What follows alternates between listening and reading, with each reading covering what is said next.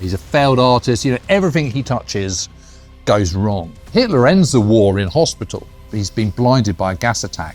There is a sort of psycho trauma going on in his head. Now he's in a defeated nation, which has just been kicked into the mud by the Versailles Treaty. We didn't fight to come back to a broken Germany. We need to make Germany great again. He's able to tap into that anger, but he would always then end his speeches with hope. We can rise again. The German people can be great again. Suddenly you're kind of, you found your tribe and you found your people. And so suddenly you have a political void because the existing politics in a democracy isn't working. So what are the alternatives? Well, the alternatives are communism or National Socialism. If people can't see the comparisons now, then they're obviously not thinking about this in the right way. James Holland, welcome back to TRIGGERnometry. Well, thank you for having me on. Oh, it's great to have you back. Last time we talked about the kind of big picture of World War II. That episode absolutely smashed us. Of course it would do. Today, we really want to focus on Adolf Hitler and his journey through life, if I can say it like that. Before we start, for people watching, I want to make clear, we have your book, Sunday Times best-selling, The Visionaries, on the table. Yes. Let's be very clear, Hitler is not part of that. We're not saying he's a visionary. It features quite heavily in the book, yeah. I think it's fair to say. But the visionaries in that case are very much the forefront are Franklin D. Roosevelt and Harry S. Truman, the two presidents that kind of served during the Second World War. And they're kind of an antidote to Hitler. They're different worldviews because both America and Germany are experiencing very, very similar things in terms of Spanish flu, post-First World War, Wall Street crash, global trade war, et cetera, et cetera. They don't go down the route that Nazi Germany goes down. And why is that? And I think that's very interesting. And so it's a sort of study of contrast. I would argue it's the right way to go about things. It's the wrong way to go about things. And it's kind of those guys kind of, I would say, nailed it. Yeah. And Hitler maybe not. Well, it's a relief you take that position. But before we get to that, and we will get to that, actually, Francis and I thought the most interesting thing to start with would be just to understand a little bit about the background of Hitler before he becomes the Hitler of history. Like growing up, his experience serving in World War I, and his political career prior to becoming Chancellor and the Führer. Tell us about him. Well, he's brought up near Linz, and then sort of after as he grows up, he sort of matures and goes to art school in Vienna, where he's a failed artist. Everything he touches goes wrong, and that's because he's an extremely gauche young man. He's angry. I think he feels that he's for better things, but he's. He's definitely a kind of sort of spectrum, on the spectrum kind of character. He doesn't make friends easily. He doesn't interact with people easily. Resentment is just absolutely broiling inside him. His chance for kind of deliverance from this ordeal of successive failures comes with the First World War, where he gets consumed by a sense of patriotic fervour and wants to do his bit and joins up and really embraces it, spends most of his war on the Western Front, where he is a runner. And by all accounts, he does this very well. He's conspicuously courageous, but never gets beyond Lance Corporal, sort of Gefreiter, basically, in German terms. Everyone always says he's the corporal, but he's only half corporal. He's a Lance Corporal. He's a one-stripe man.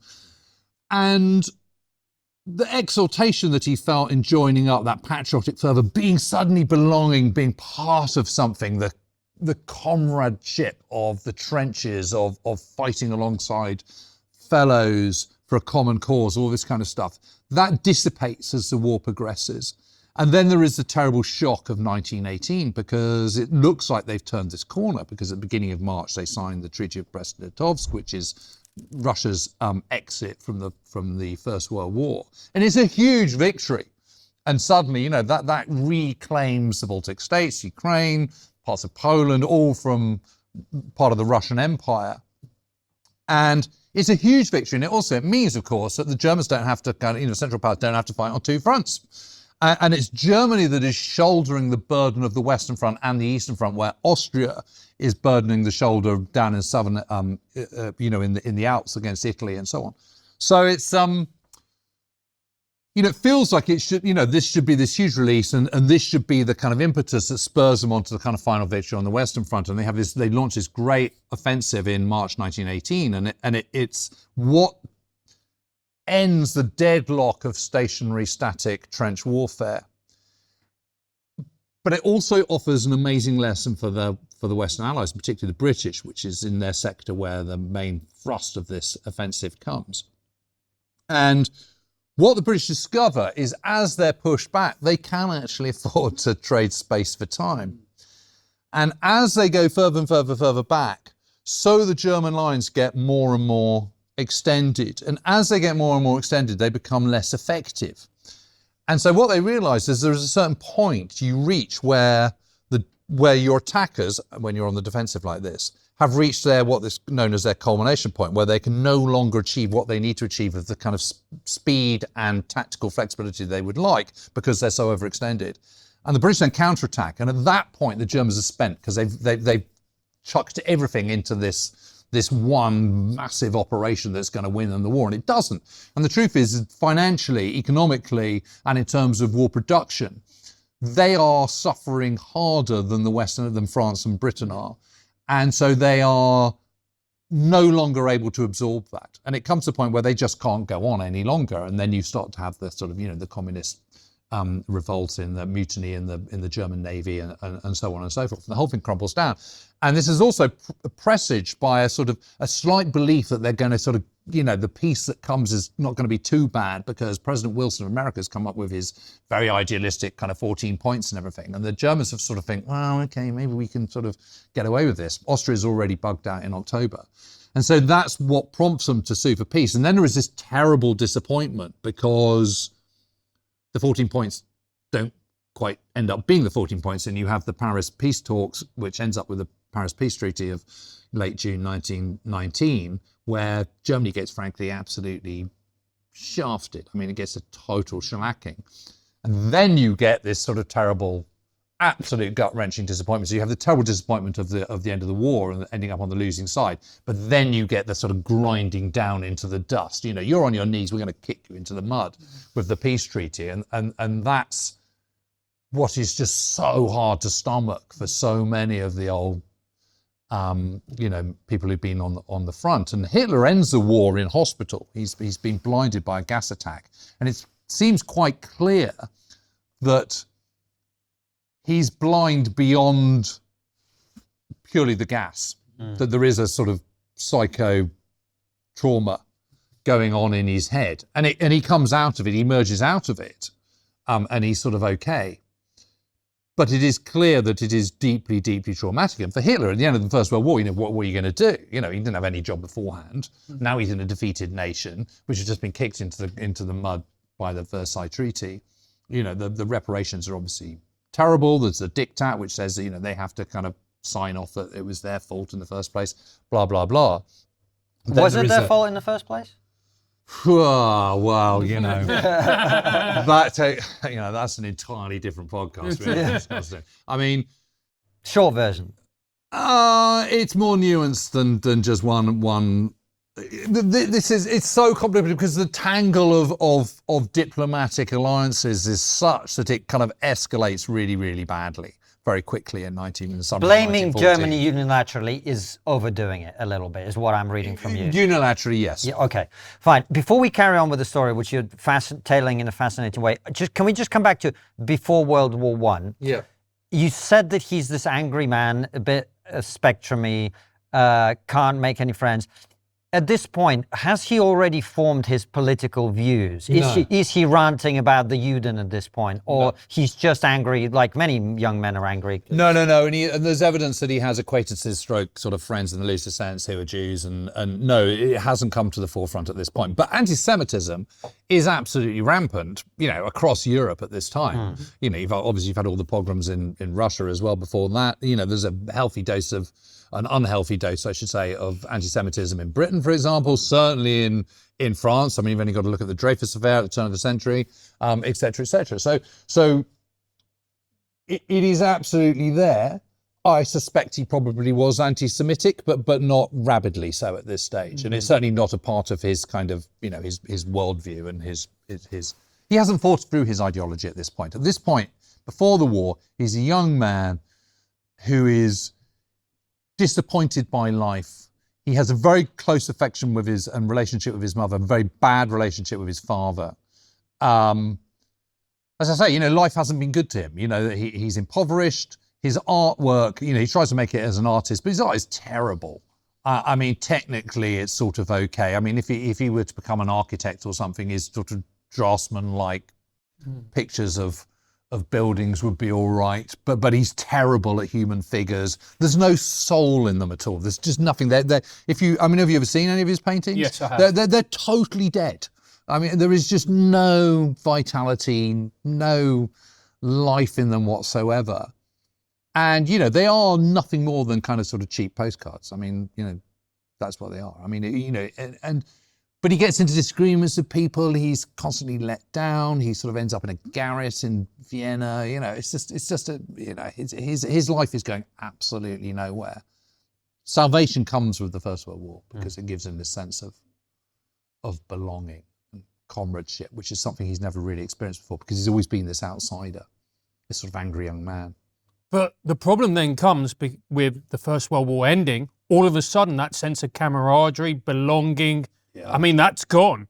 So big time. So where does he go from there? Well, one of his former officers takes pity on him and asks him to help do some sort of propaganda courses to try and sort of bash Bolshevism out of young Germans. And he finds out he's actually a really good orator. And he finds he's rather good at it. And he can just stand up and just deliver. And as he's thinking about this and thinking about trying to sort of, dissuade people from Bolshevism, his own thought starts to sort of coalesce. And he's gravitated to Munich as well, because although he's Austrian, Munich is where he ends up.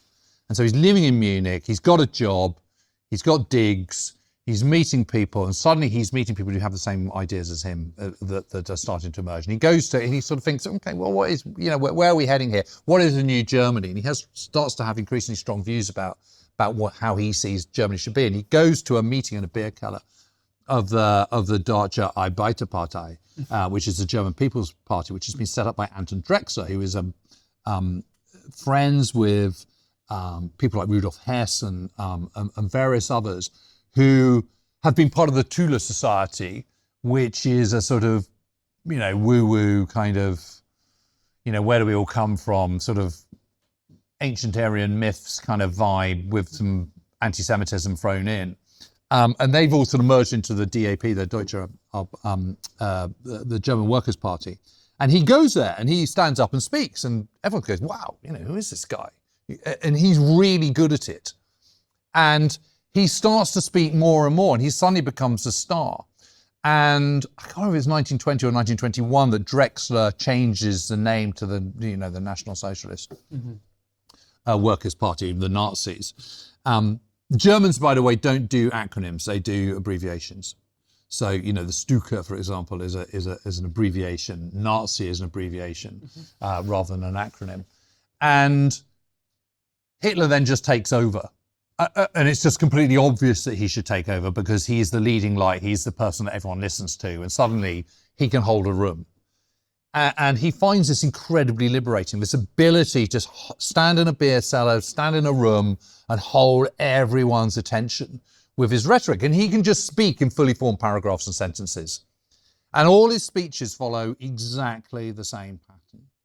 They start off, we were robbed, we were kind of, we were stabbed in the back, which is Hindenburg's line from spring of 1918.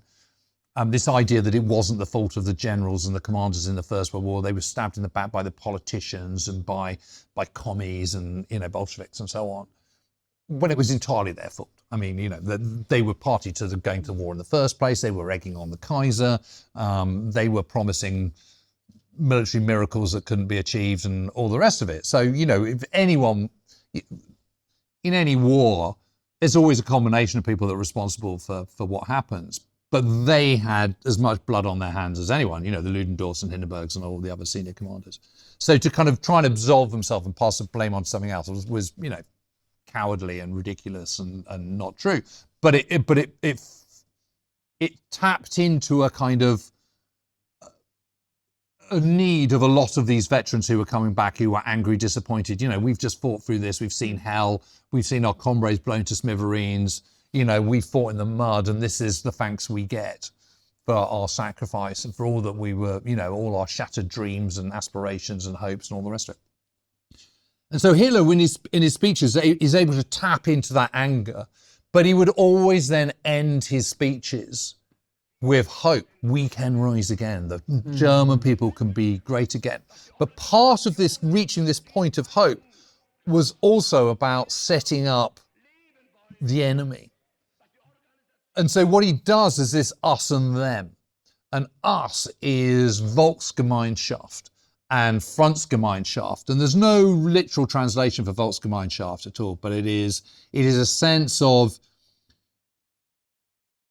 we as Germans are linked inextricably by culture, by race, by being Northern Europeans, by being at heart German Christians, even if you don't believe in it, by a sort of a heritage and inheritance that we instinctively. It's a bit like sort of, the Pashtunwali Code or something to Pashtuns in Afghanistan. You're just sort of, it's something you're born with. And either you're part of this gang or you're not part of this gang. And if you're not part of this gang, it's because you're a Slav or a Bolshevik or a Jew. I mean, one of the things that the mistake they make is assuming that the Jews is racial rather than a religion. It's religion, not racial. And so Volksgemeinschaft is this us and them, is buying into that us and them. We are the true inheritors of our land of Germany, the Northern Aryan people. It goes back millennia to ancient times, which is, again, tapping into the slightly sort of woo-woo Tula society kind of nonsense. This is the notions of an ancient Christ-like figure with a K, who's this sort of, it's the Atlantic ice theory. It's all this kind of just nonsense, sort of runic kind of ancient Nordic races kind of heritage stuff that the Nazis get into. And then the Frontgemeinschaft is the same as Volksgemeinschaft, but it's people who've served at the front. And despite the fact that obviously Jews have been integrated into German society and Prussian society and the German peoples for centuries and millennia, is neither here nor there. The fact that they've been hugely successful compatriots is neither here nor there. The fact that they fought alongside each other in the trenches is neither here nor there. And one of the reasons why Hitler gets into this in the first place is because when he gets to Munich, there is a very brief Soviet republic which is announced in Munich, I think in 1919 or 1920, and it is organised by Munich Jews predominantly. The leadership is Jews. So suddenly he thinks, I've got this opposition that, there is us, true Aryans, true Germans, the Volksgemeinschaft. Then there is them, which are Bolsheviks, Slavs, and Jews. They're the enemy. And there is this international plot of Bolshevism and Jewry, which is trying to undermine us, the true inheritors of Europe and Germany and all this. And of course, it's totally, totally bogus. But when you've just been defeated and you're trying to work out what it is you stand for, it's quite potent. Mm-hmm. And you see this time and time again. It's not, I remember when, sort of 15 years ago, sort of wondering how on earth could people fall for this total nonsense? And then you see what's happened in the world particularly in the Western world in the last sort of 15 years. And you kind of think, okay, I kind of get this now. So that's what he's able to tap into. And he just gets this growing movement, but it's tiny. It's totally fringe. I mean, it's more fringe than, Tommy Robinson. I mean, it really is nothing. It doesn't make a dent, but it has its supporters. And with it comes this sort of paramilitary side of it. They all wear uniforms, they have the swastika. And where does the swastika come from? well, who comes up that is with it? debated, but my understanding of it is it's Goering. And Goering certainly believed it was him that had done it, and this was because he became friends with some Swedish aristocrats and went to visit a castle there. In fact, actually, his first wife was a Swedish aristocrat, and on the fireplace where he was staying at this castle in Sweden was the swastika. I mean, swastika is old as the hills. I mean, you get it in India and Sanskrit and, all over the place. And generally it means, it's a peaceful kind of warm, fluffy sign rather than something that's completely toxic. And what they do is they turn it on its side. So it comes, I think Goering is very, very important in this. And of course he is he's reasonably aristocratic. He's well-to-do. He's been a fighter pilot. He's commanded the Richthofen squadron at the end of the war. He's got 40 plus kills to his name. He's a very, very talented pilot. He's also super smart. I mean, really, really clever. Again, another really, really good orator. And he quickly unveils his way into the Nazis and does well because he's this larger-than-life character. He's quicker-witted than almost all the others. And he can run rings around them. And he's a great orator. I'm going to show you the email system we're using here at TRIGGERnometry. Your email address is the single most valuable thing you own online, and almost nobody treats it that way. Think about it. Every account you have, your bank, your investments, your business, every password reset runs through your inbox. It's the master key, and most people have handed that master key to a company whose entire business model is reading your mail to build a profile of you to sell. This is the deal you made with big tech, whether you realized it or not. You got a free inbox. They got you. Proton Mail is the alternative. It's built in Switzerland under some of the strongest privacy laws in the world by a team that came out of CERN. Emails between Proton users are encrypted end-to-end, which means even Proton can't read them. It blocks the trackers that companies hide in your emails to watch what you open. And if you're thinking switching sounds like a nightmare with Proton, it isn't. Their migration tool, Easy Switch, pulls your existing email, contacts and calendar across in a few clicks in about 3 minutes. And you can also send and receive emails from your Gmail address so you can manage everything in one secure inbox. You can start for free for as long as you want and move to the paid tiers at your own pace. In my line of work, you become quite aware that your inbox is a thing people would actually want to get into.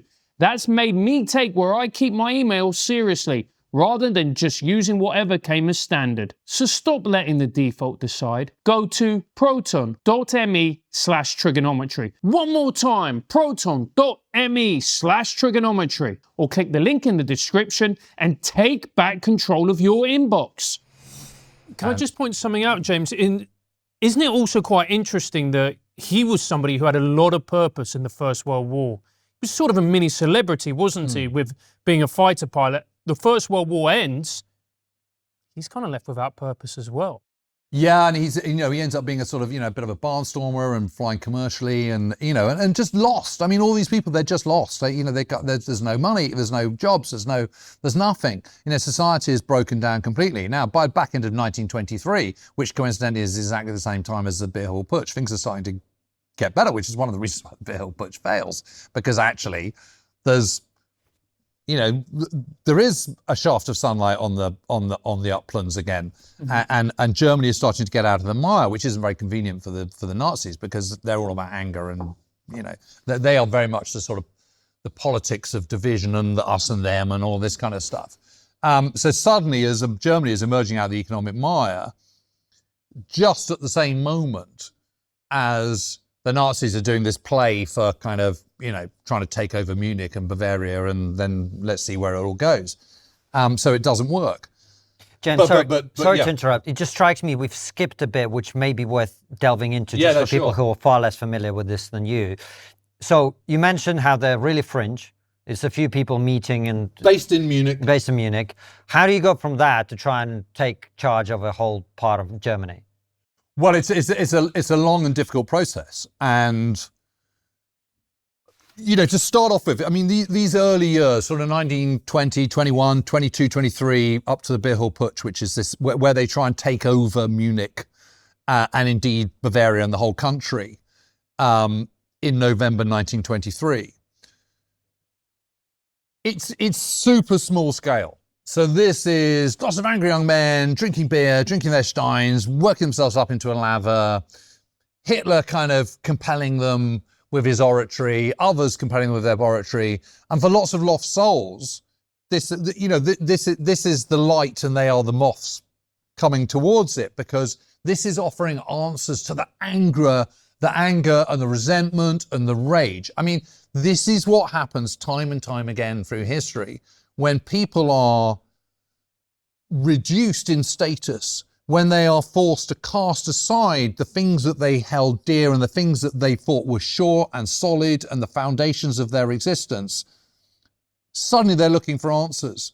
And there's a lot of pent-up anger, which is made worse by the experience of the First World War, the trauma of the First World War. And don't forget, no one's really understanding battlefield trauma in those days. There's no kind of sort of understanding of PTSD or, you need to come back, you just need to decompress, and we need to sort of give you kind of 2 weeks on Cyprus and then, sit on the beach and have a good time and have some sort of Aperol Spritz and, then come back and then slowly kind of, bring you back into society. There's none of that. You're back to a broken Germany where people are wheeling around, wheelbarrows of money and there's hyperinflation and, bread is going from kind of 10 million in one day to 100 million marks by the end of the day. It's totally bonkers. So how do you make sense of that? Well, you make sense of that by holding on to the things that you do know.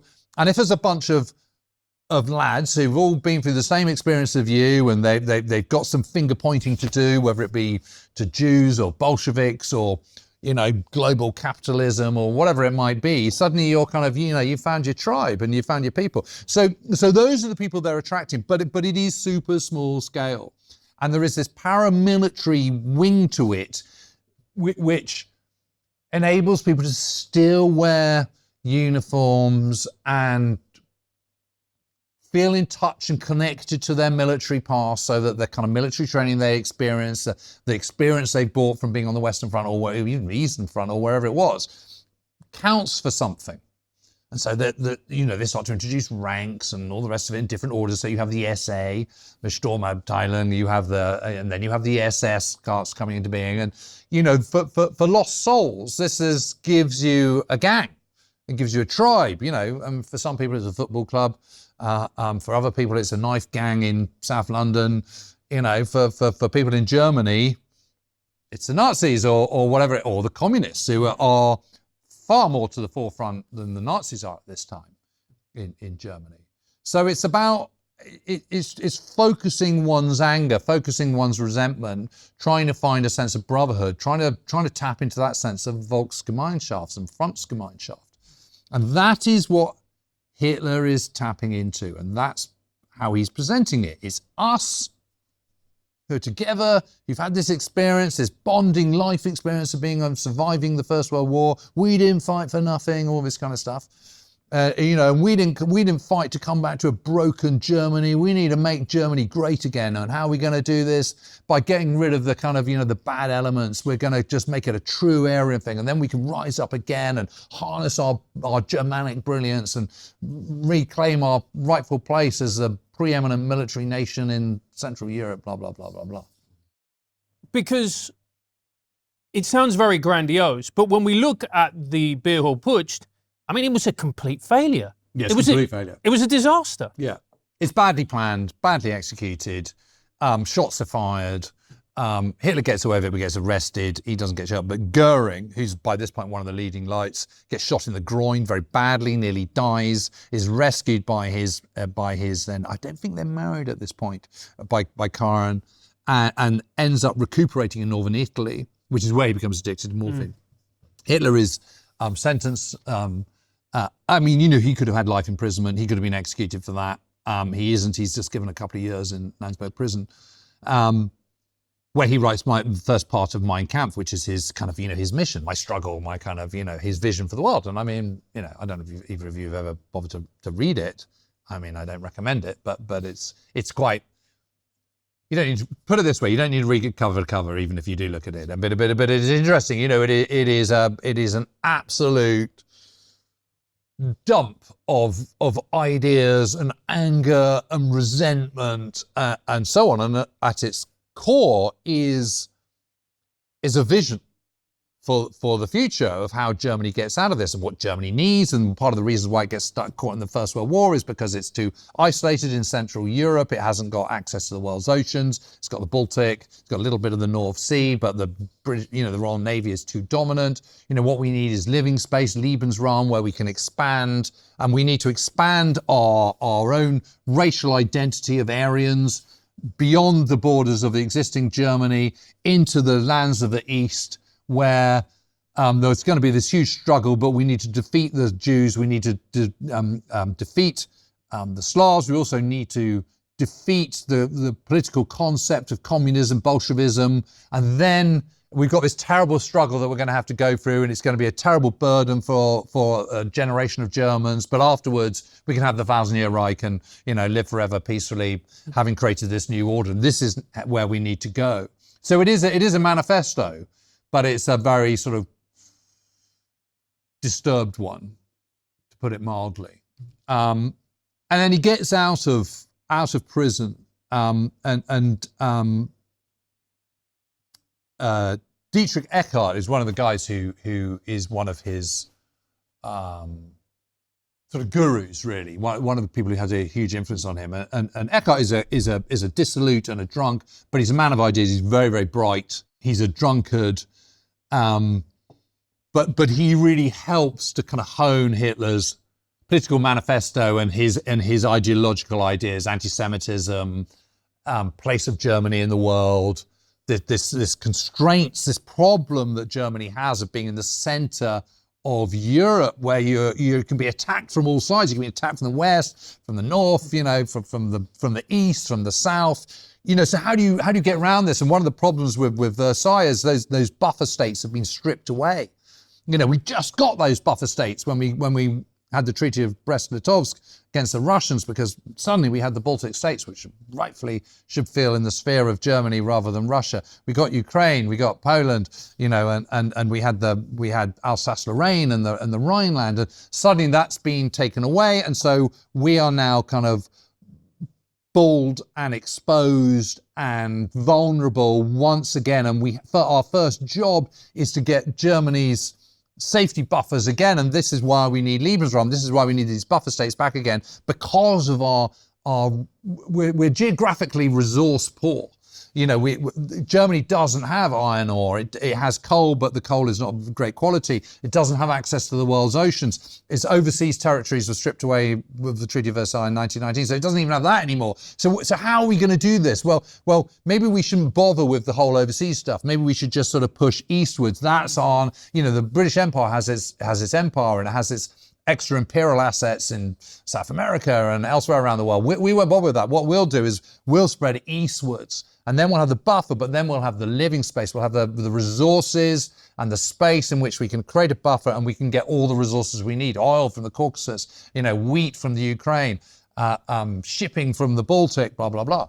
And so all this, you just imagine you're Hitler and you're thinking about all this, and you're thinking, God, yeah, there's the vision. That's how we do it. This could be amazing. This will ensure that we never get ourselves into this terrible situation, this invidious situation that we found ourselves in. And you can start to convince yourself that this is the only course, and that it's a terrible job, but this is a dog-eat-dog world, and people are going to get killed. But then from thereafter, subsequent generations can live peacefully, happily together, Aryans, one and all, with this lovely buffer and having all the resources we need. And it'll be this kind of sort of utopia, this Eden, where proper, true Aryan ways of thinking about life can live in peace, and families can be happy and Kinder can, laugh and cry and grow up with their mutis and their fatis and all the rest of it. It's total fantasy. But you can see how you can escalate this. And one of the things that Eckart does is he takes him to Berchtesgaden and to the Bavarian Alps near Salzburg, right on the Austrian border in southeast Bavaria.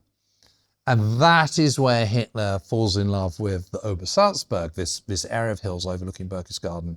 And eventually he buys a house there, which becomes the Berghof. And from the sales of, ultimately, I'm jumping the gun here, but into the 1930s, sales of Mein Kampf are such that the royalties, he's able to buy this amazing house and completely convert it and turn it into the Berghof and all the rest of it. But he very much, Eckhart and in turn Hitler, very much buy into the view that it is when you're surrounded by nature that you have your greatest thoughts, and the beauty of the Alps, and this is a true German land of mountains and fresh air and Edelweiss and babbling brooks and mountain springs and Wagner playing over the top of the Untersberg and so on and so forth, and that is where he has his political awakening and that's where he has his political coalescing. And because the second part of Mein Kampf is written in what's known as the Kampfhausel, which is this sort of wooden shack which Hitler buys on the Obersalzberg in the trees, and you can still see the remains of it in the woods to this day. And he gets up and he walks to a place over here, this lovely little sort of mountain kind of cafe place where he has hot chocolate and Windbeutel, which is a sort of pastry dish with berries of the forest with cream and so on. And it's very kind of Bavarian. It's like, think sort of Black Forest Gatto, but with pastry. It sounds rather lovely. I would have thought it would chill me out, but apparently... No. But this, so he does this literally every day. He gets into this routine, and there he goes. If I had a coffee Hitler has a massively sweet tooth, by the way. Yeah, really? Yeah, I mean, he's a vegetarian, doesn't smoke, but he's got a very sweet tooth. So he goes there every day, and he goes back to the Kampfhausel, his little wooden hut, and writes this great work. You'd think you just write books about nature and do your shitty paintings and just enjoy life. But it's very much part of this. So it's not. But the reason I'm telling you all this because it's not just about wacko kind of anti-Semitism, anti-Bolshevism. There is a bigger picture here, which is healthy Germans strapping their thighs, wearing lederhosen, walking over the Alps, breathing the air. This is what Germans should be doing. And sort of health and happiness. So what you're saying is he's not all bad, right? No, I'm absolutely saying he's all bad.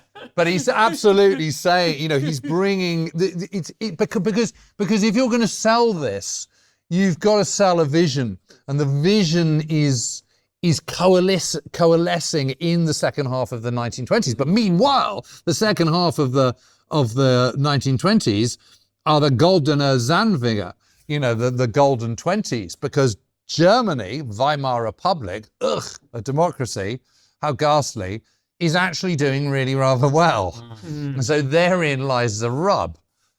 So he's politically neutered after the Beer Hill Putsch and his time in Landsberg. So by this time, we're talking about sort of 1926, 27, 28. The Nazi Party is nothing. In the elections of 1928, they win 2.6% of the vote.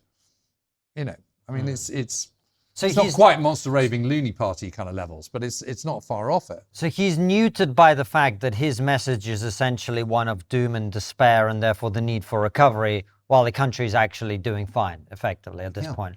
Can I just exactly that? But it gives it, because that isolation. No one's interested in Nazis. No one's interested in Hitler. He's a forgotten man. The failed Putsch, spent his time in prison. He's on his own in the Obersalzberg, having these sort of great thoughts, going for his Windbeutel and his hot chocolate every day, breathing in the air and dreaming of Edelweiss. But that is his time to really coalesce from it's not just I hate Jews, I hate Bolsheviks, I hate Slavs. This is where he's applying that to this bigger vision of where Germany needs to get to, how he can create a Germany that is going to last 1,000 years. One thing nobody tells you about long-form conversations is how much disappears the moment they end. You spend an hour with someone sharp, come out with half a dozen things you need to act on, and by the time you're back at your desk, you're already reconstructing from memory. That's a problem Plaud solves. It's a compact device that captures conversations and turns them into searchable notes, summaries, and insights you can actually use later. You can ask it a specific question like, what were the actual points from that call? And it pulls the moment and the summary instantly. It also recognizes individual voices. So once you've labeled who's speaking, it tracks them across every future recording. It's about the size of a credit card, so it's easy to carry and always available when conversation matters. This thing has solved a real problem for me. I was skeptical at first. Another AI gadget, but the case is straightforward enough that it actually works. You stop trying to document while you're thinking, and it turns out you think considerably better when you're not. Whether it's a meeting, interview, consultation, or call, the notes are there when you need them, without having to choose between listening and writing. Get up to 20% off at Plaud.ai using the code TRIGGER at checkout or click the link in the description. Thank you to Plaud for sponsoring today's episode. Before we go on chronologically, I want to take one detour, which I think is really important, which is to talk about communism and Bolshevism in Europe at this time. Because those of us who are not historians like you and who were not taught history very well, which I would put is pretty much everybody, there's a sort of like, World War I, Treaty of Versailles was not very fair. And then, suddenly the Nazis appear and then we've got the Holocaust. But really, I think the Bolshevism threat and the threat of communism in Europe at this time, from the perspective of many people who were not on board with it, is actually massive, isn't it? Like it's real It is concern. Absolutely massive, and you're absolutely right to bring that out and to raise that, because Imperial Russia is imperial, and it's part of the Ancien regime. It's a royal house, it's a royal family, and it has its own empire, and the network of alliances which causes the First World War mean that Russia is interlinked with France and Britain. They're cousins. They all have the same beards. They all look pretty much the same, and so on and so forth. So that this interconnection of royal dynasties throughout Europe is very, very tight. And what the First World War does is so cataclysmic and it's so changing that the Ancien regime is thrown out. The peasants' revolt has happened. And the point about the peasants' revolt in England, for example, in 1381, is that it doesn't work. And, royalty reasserts itself. The Republic of Britain of the 1650s is a brief kind of turn of the wind and before it goes back to royalty again. France is a republic, and that was pretty shocking. But let's face it, Napoleon is an emperor, and so are those who follow. And it is still, France is stuffed full of aristocrats, even into the kind of 20th century and so on. And it rules, although it is a republic, it revolves around the old ways, even though it is democratic. And suddenly you've got the proletariat rising and communist farms and cooperatives and so on. And all the flim-flam of royalty and regalias and gold and the brightness of the palace ball and waltzes and all the rest of it. That's all gone in favour of drab kind of working class people all kind of working together and all the rest of it. But of course, so that's where Marxism, where communism comes into it. But of course, what those who are against communism haven't worked out is that communism is going to take many different forms. And to completely jump the gun, one of the reasons why America and the West gets involved in a series of wars after the Second World War, such as Korea or Vietnam or whatever, is because they're worried about the westward spread of communism. But what they don't realize is that Mao's communism is not the same as Lenin or Stalin's communism, and ditto in North Korea and so on. And that Ho Chi Minh's communism isn't the same either. And communism takes different forms. But if you're in the 1920s and you're European, what you're seeing is a new political movement which seems to threaten everything that the Western world stands for, whether it's the ancient royal imperial world or whether it's just the democratic world.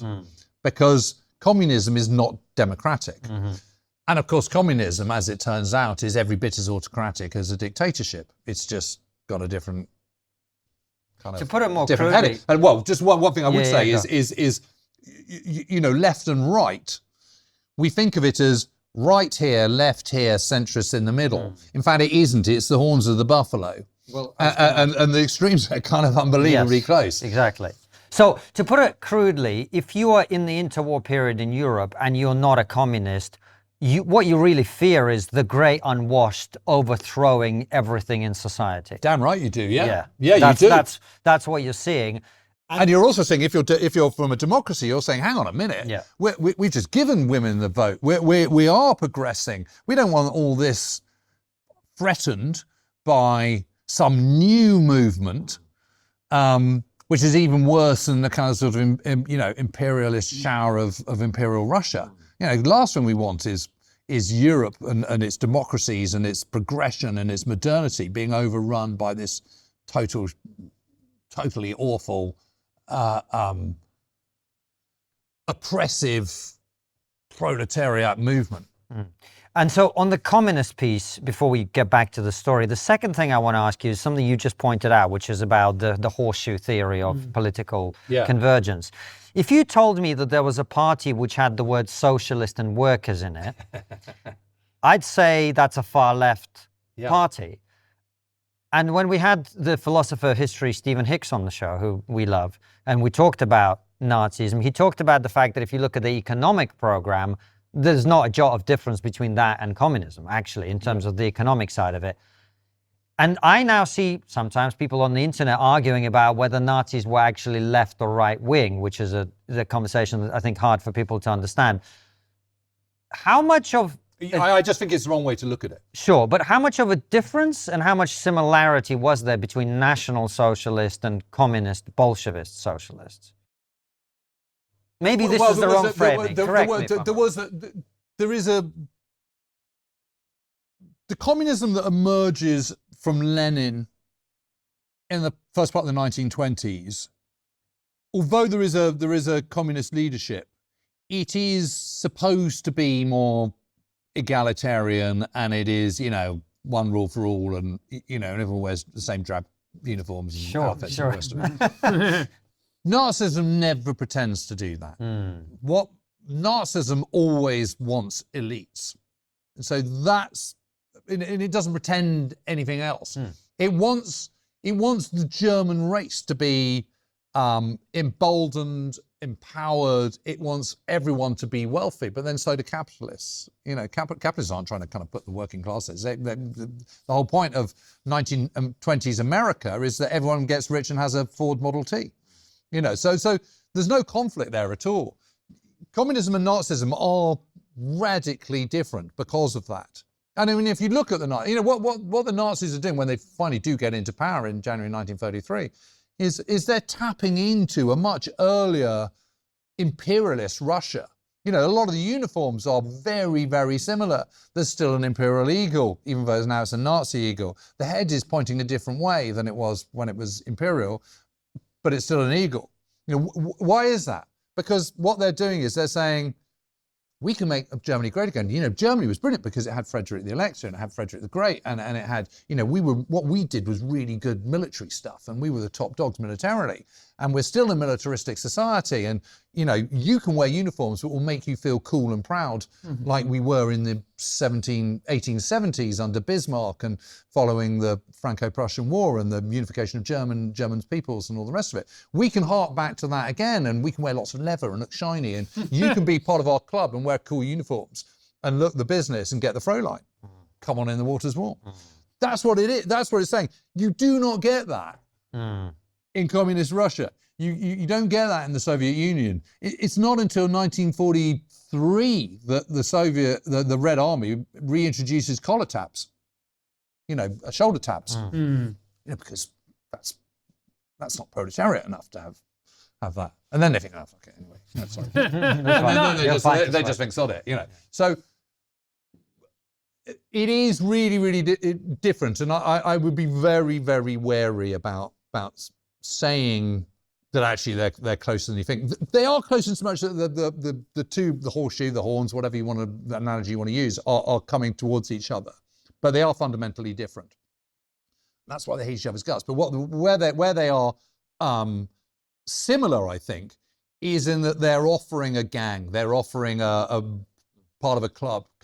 You know, what you get in Europe is these little pockets of communism. Well, yeah, we want to be free. We don't want these aristocrats. Look what they did to us last time. You know, even in democracies, whether in France or Britain or whatever, it's still the ruling classes who got us into war. And, you know, if only the working people could, you know, stand on their own 2 feet, and then we wouldn't have had a global conflict. And why can't everyone just sort of, you know, be happy together and be equal and share the spoils and all the rest of it? I mean, I'm a capitalist, so I kind of, you know, I don't believe that works. And, you know, the history of communism would show that communism in its purest form doesn't work. I mean, it's, you know, it's a bit like Brexiteers, that you never quite get the perfect Brexit. You never quite get the perfect communism either, because you're always striving for this utopia, which obviously doesn't exist because it can't. And, you know, if you ever want to doubt this, just read Animal Farm, you know, by George Orwell. Which Absolutely. Some people are more equal than others.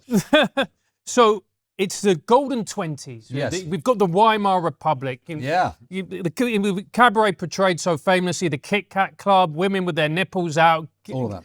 gay clubs, everything that Hitler hated, ostensibly. How did we go from the glory days of that to the rise of Nazi Germany? Well, yeah. Can I just point out something? That you're right in that Germany is the most, or certainly Berlin is the most liberal city in the planet in the late 1920s. But that view of Weimar is pure Nazi propaganda, which endures to this day. Yes, there is the Kit Kat Club. You know, yes, there is Salon Kitty and all the rest of it. And you know, if you want to be gay and take lots of drugs, nowhere better to be in the world in 1929 than Berlin. But that is not defining Weimar. Weimar is defined by democratic political processes, by a growing economy, and the notion that Germany can rebuild itself and its fortunes by its immensely capable and competent technological and industrial output. And so it's growing as a major exporter of fine stuff. I mean, you know, German engineers are known the world over as the best. You know, these are the people that create the Mörner Dam and the Ada Dam and these huge works projects and before the First World War. You know, these are German scientists are absolutely cutting edge of medical science, of astrophysics, of all sorts of things, of engineering.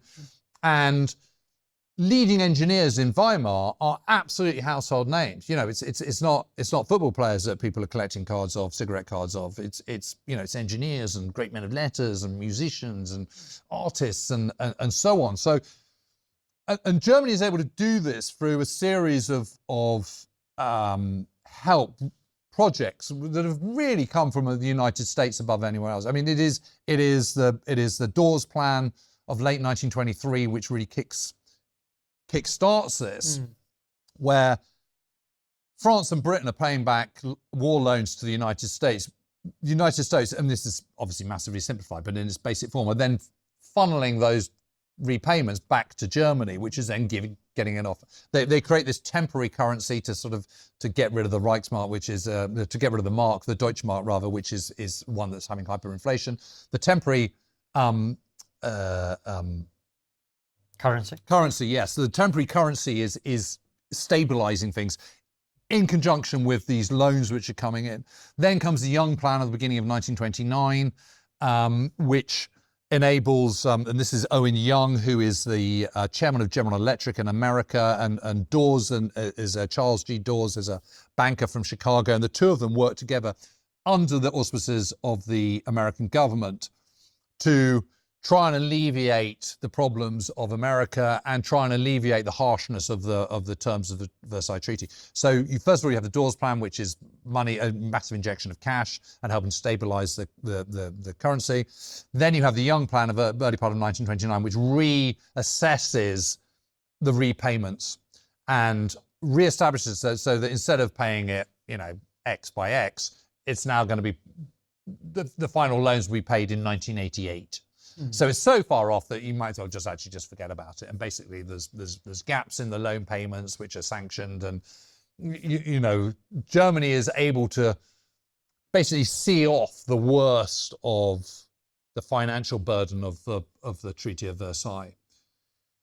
And that happens at the beginning of 1929. So by the summer of 1929, Germany's in a really pretty good position. You know, Weimar is flourishing, exports are on the rise to a massive extent, the factories are working, people are employed, it's all really good, which is why the Nazi Party is just, you know, absolutely kicked into long grass, because all of that anger and resentment and that vision is meaningless, because we're doing just fine, thanks very much. But that view of a sort of drug-addled, you know, sex-obsessed, kind of ultra-liberal Weimar of Salon Kitty, that is 100% pure Goebbels propaganda. That's good to know. And it is amazing that it still endures. That's good to know whose podcast you've been listening to, mate. Yeah, exactly. So that's why I come on this show to do, James, spread Nazi propaganda. If you own gold and it's just sitting there not earning anything, you need to hear this. What you're about to hear is not a normal gold advert. Today's sponsor is Monetary Metals, and what they're doing is rethinking how gold is used. Traditionally, gold ownership is passive. You buy gold, store it, and hope it preserves value over time. But while it sits there, it doesn't do anything, and often you're paying storage or insurance fees just to hold it. Monetary Metals approaches gold differently. They allow gold owners to earn a yield on their gold paid in gold. Not in dollars or pounds, but in physical gold ounces. The way this works is straightforward. Monetary Metals connects gold owners with real productive businesses like refiners and jewelers that need gold to operate their businesses. Those businesses lease the gold and pay a yield back to the gold owner in gold. That means your gold isn't just sitting idle. It's being put to productive use, and over time, you're earning more ounces of gold. You can earn up to 4% annual yield paid in gold, allowing your holdings to compound in ounces rather than currency. While your gold is earning yield, there are no storage or insurance fees charged, and you remain in control. You decide how much of your gold you want to deploy into lease opportunities and how much you want to keep undeployed. You can open an account with as little as 10 ounces of gold and start earning yield straight away. In an environment where paper currencies lose purchasing power over time, earning a yield in gold is a way of growing real wealth in real terms. To learn more, visit monetary-metals.com/trigonometry or click the link in the description of this episode and see how you can earn up to 4% yield on gold with Monetary Metals and put your gold to work. That site again is monetary-metals.com/trigonometry.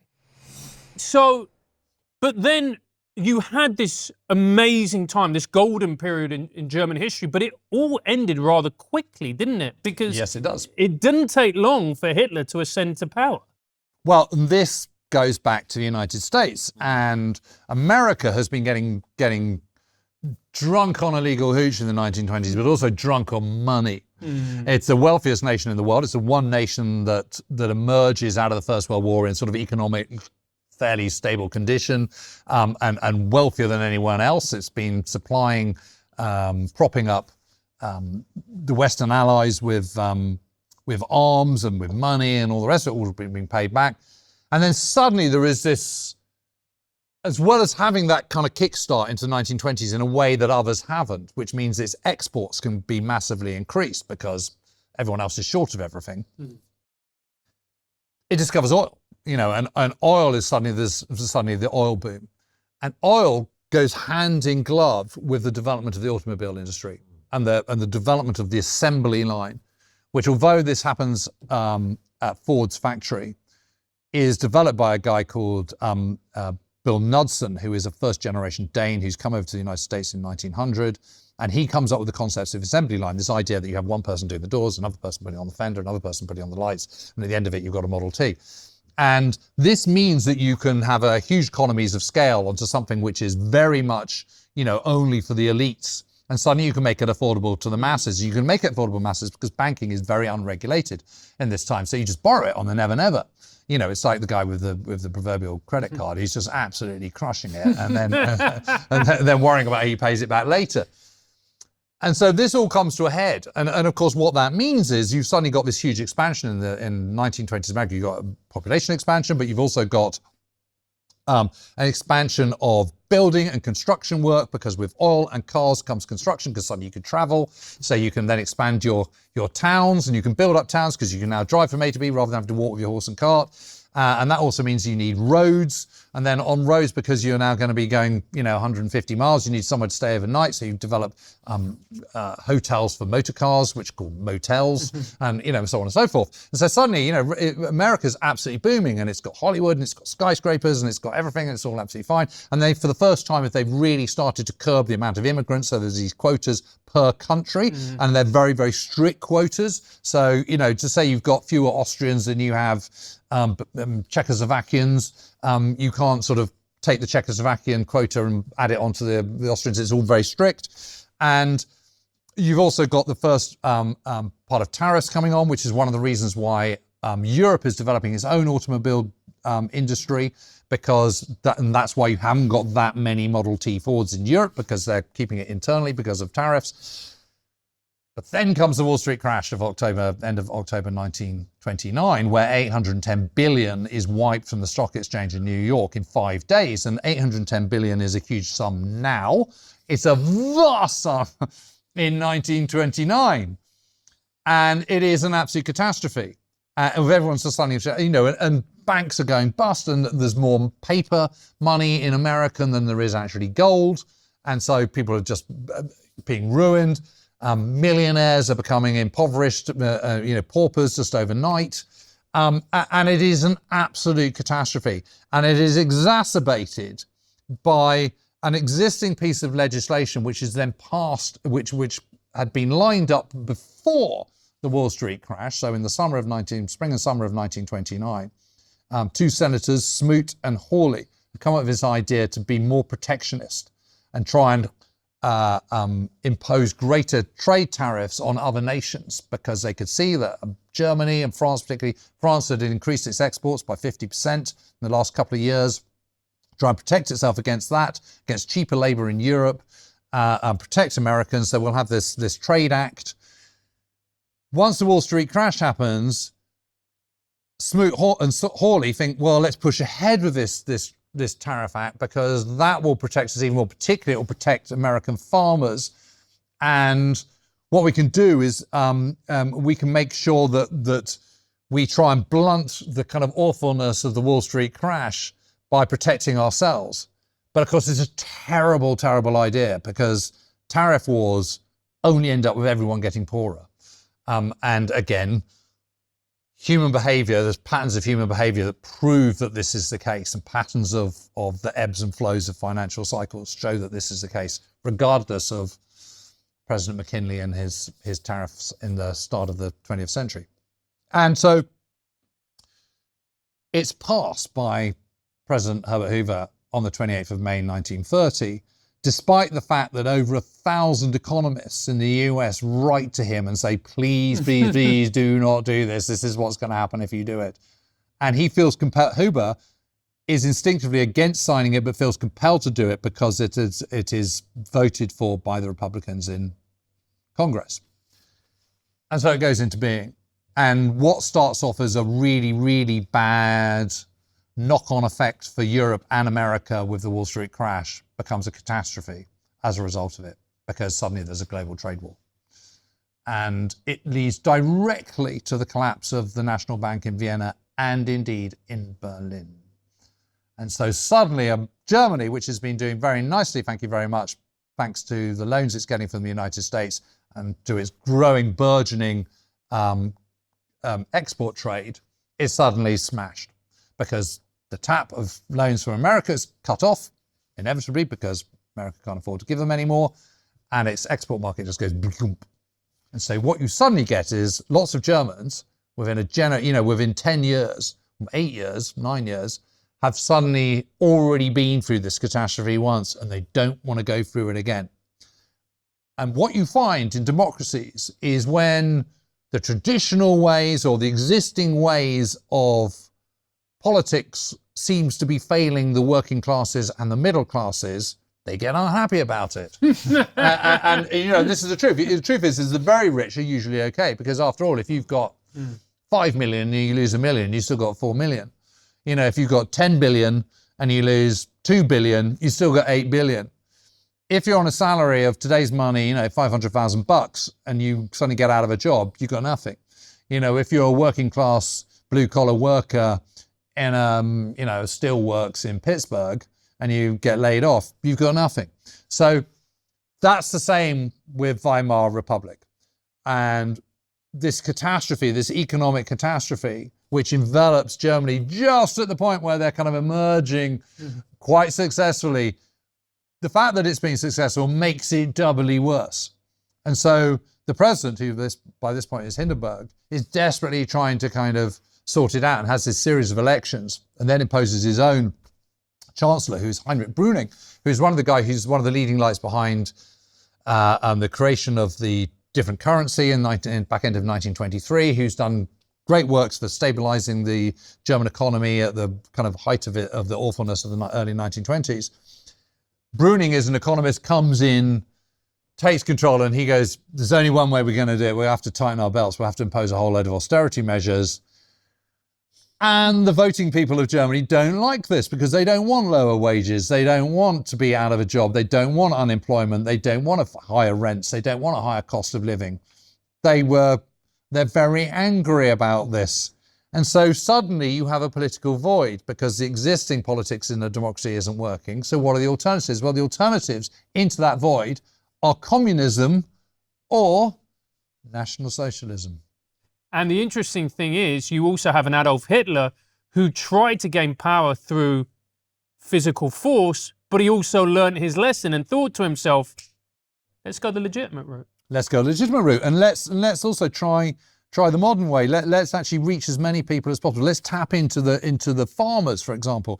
Absolutely vital part of the voting public in Germany. Let's tap into the farmers. Let's also use air power to visit and travel around the whole of Germany delivering speeches. And people are mesmerised by it, because in the early 1920s, before the Beer Putsch, only a small number of people are hearing him, largely because radio as a means of public address is not very, is in its infancy. It's not by 1931, 32, 33. It's much, many more people have radios. And speaking to people, suddenly people go, oh my God, who is this Firebrand? And of course, he's tapping into the same themes of anger and resentment and disgust that he was doing so in the early 1920s, but where that anger and that cause were dissipated by the golden Zandviger, the golden 20s, suddenly that anger and that disgust and disappointment with the existing status quo has come to the fore again. So suddenly he's got people who are receptive to his more outlandish ways, and he's doing the same speeches that he did before, starting with, we were stabbed in the back, we've been shafted, traditional elites can't deliver us. What we need to do is create this new broader vision, this kind of Germany that's going to greater Germany, that's going to bring back all the ills of the First World War, the end of the First World War. It's going to make us great again. We're going to be militarily strong. We're going to have Lebensraum. We're going to have this new utopia. And enough people are going, sure, I like the sound of that. It's 33%, it's 32%. It's actually, Nazis go down in the January election and the November election of 1932 compared to the summer election of 1932. So they're actually losing votes. But the political elites in Germany think they can manipulate Hitler, and he was offered the chance that, the Nazis were offered a place in the government in the summer of 1933, but turned it down because Hitler said, no, the only way I'm going to be involved in this is if I'm the top dog. And so they go, okay, well, you can be the top dog in January 1933 because it's him or the communists. And none of these politicians want the communists in. That's even worse than the Nazis. And don't worry about him. We'll blunt that particular sword. We'll probably get rid of him in a couple of months and get someone else in. But it doesn't happen, because suddenly there's this surge, and he gets with the Enabling Act, he gets rid of all political parties, gets rid of democracy in summer of 1933, and that is that. Well, And suddenly he's no longer the Chancellor, he's the Führer. we'll do, before we get to the Führer part, which we're excited about, not in that way. Kind of. Another quick detour, which is he selling the racial and extermination message at this point? No, not in at all. 1933. He's doing the racial one, but not his extermination. He's not saying we must eliminate the enemies of Germany, the Slavs, the Bolsheviks, the Jews. No, he's saying we we need to have conquest, we need to get buffer stones, we need to move into this. So that is inevitably going to involve conflict. But he's not, and we need to expunge the German state of Jews and Judaism and all its influences and its culture, because it's not the true German way. It's not the Volksgemeinschaft. You know, even though it is part of it. So we need to change that. But he's not. No one's thinking in terms of exterminations and Zyklon B and He hasn't got a postcard of Auschwitz behind him saying this is what absolutely we're going to... not. No. That's not even a sort of And is he thinking it at this point? Do we know? He's not even thinking about it. So by the time he comes to power in 1933, he doesn't have the Holocaust as what he intends to do. No. How do we know? How are we certain about this? Because he doesn't specify that. He never talks in terms of that. Not in private, not in public. He doesn't in Mein Kampf either. He talks about we've got to get rid of the Jews, but he doesn't say we've got to exterminate them all. He's thinking of shoving them to Israel or to Madagascar or just pushing them somewhere else, but just getting them out of Germany. But how you do that is by making them political, cultural pariahs. So you take away the vote, you take away their rights, you take away that. You make it so uncomfortable for the living that they'll go. What about like the disabled? So that we don't have to do it. And gypsies and so on. Yeah, the same. That's all tied up into the same thing. Huh. And so for a lot of Germans, a lot of Germans sort of go, well, I've never had anything against the Jews, all right, one of my neighbours, one of my best mates is a Jew, all this sort of thing. But on the other hand, Hitler is promising this. And Hitler's very lucky because he comes into time as a chancellor just at the moment where the economy is just starting to take a dip for the better, a rise for the better. And so he's able to exploit that. And so very quickly, he borrows a lot of money. And, this is basically done on IOUs. It's basically the same as selling government bonds. It's the same principle. And so what he's able to do is say, right, I'm going to bring everyone jobs. And he's absolutely implicit that the economy, right from the word go, is going to be directed towards a military economy. Right from the word go. There's no doubt about it. He says, our state is at war. We're going to have to go to war. We're not going to do it yet. We're going to build up our strength. We're going to get great again. Then we're going to crush all our enemies. We have to do this because there's no other way of getting back our buffers and our strong position. And we need to make our position in Central Europe much stronger. And everyone's going, well, new jobs, get back all the places that we lost in 1919. What's not to like? And how much? And okay, so the whole Jewish thing, I don't quite agree with him on that, but, not everyone's perfect. Right. You can sort of sweep it and just under the carpet and justify it. And what happens is because he's more and more successful, and because visually it's so stunning, because he's so good at manipulating the media, and at that, he's got Goebbels, Joseph Goebbels, who's head of the Ministry of Propaganda, to help him with this. That is this image is relentlessly one of the same, and the message is relentlessly the same. Jews are bad, Slavs are bad, Germans are brilliant, Aryans are brilliant. We're the militaristic best in the world. That is we're fantastic engineers.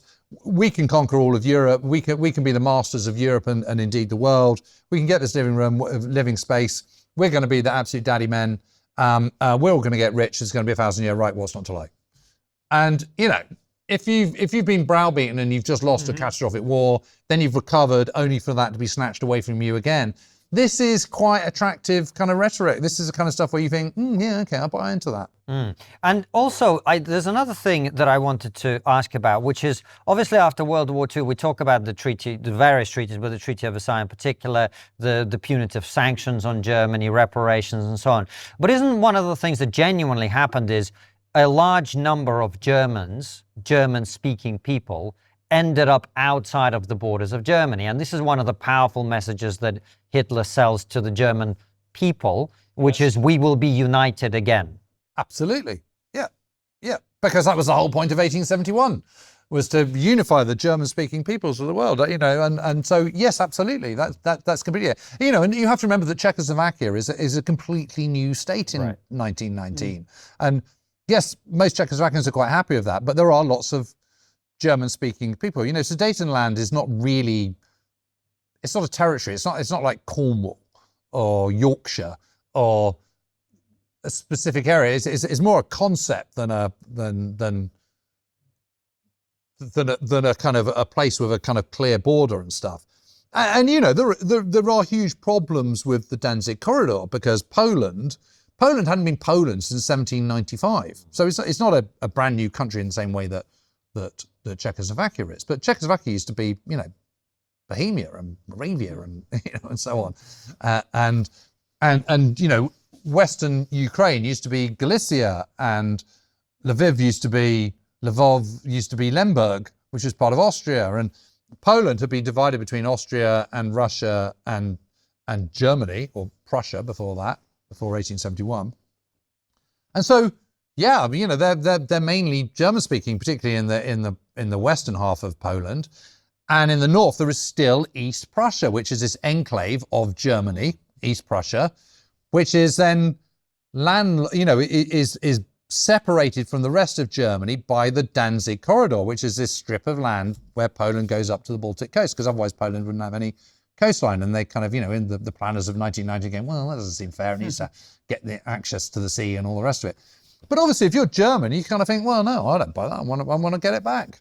And I think it's entirely understandable why most Germans want to get back Poland, because it hasn't been Poland in living memory. It's been German, that part of it, certainly the western part of Poland.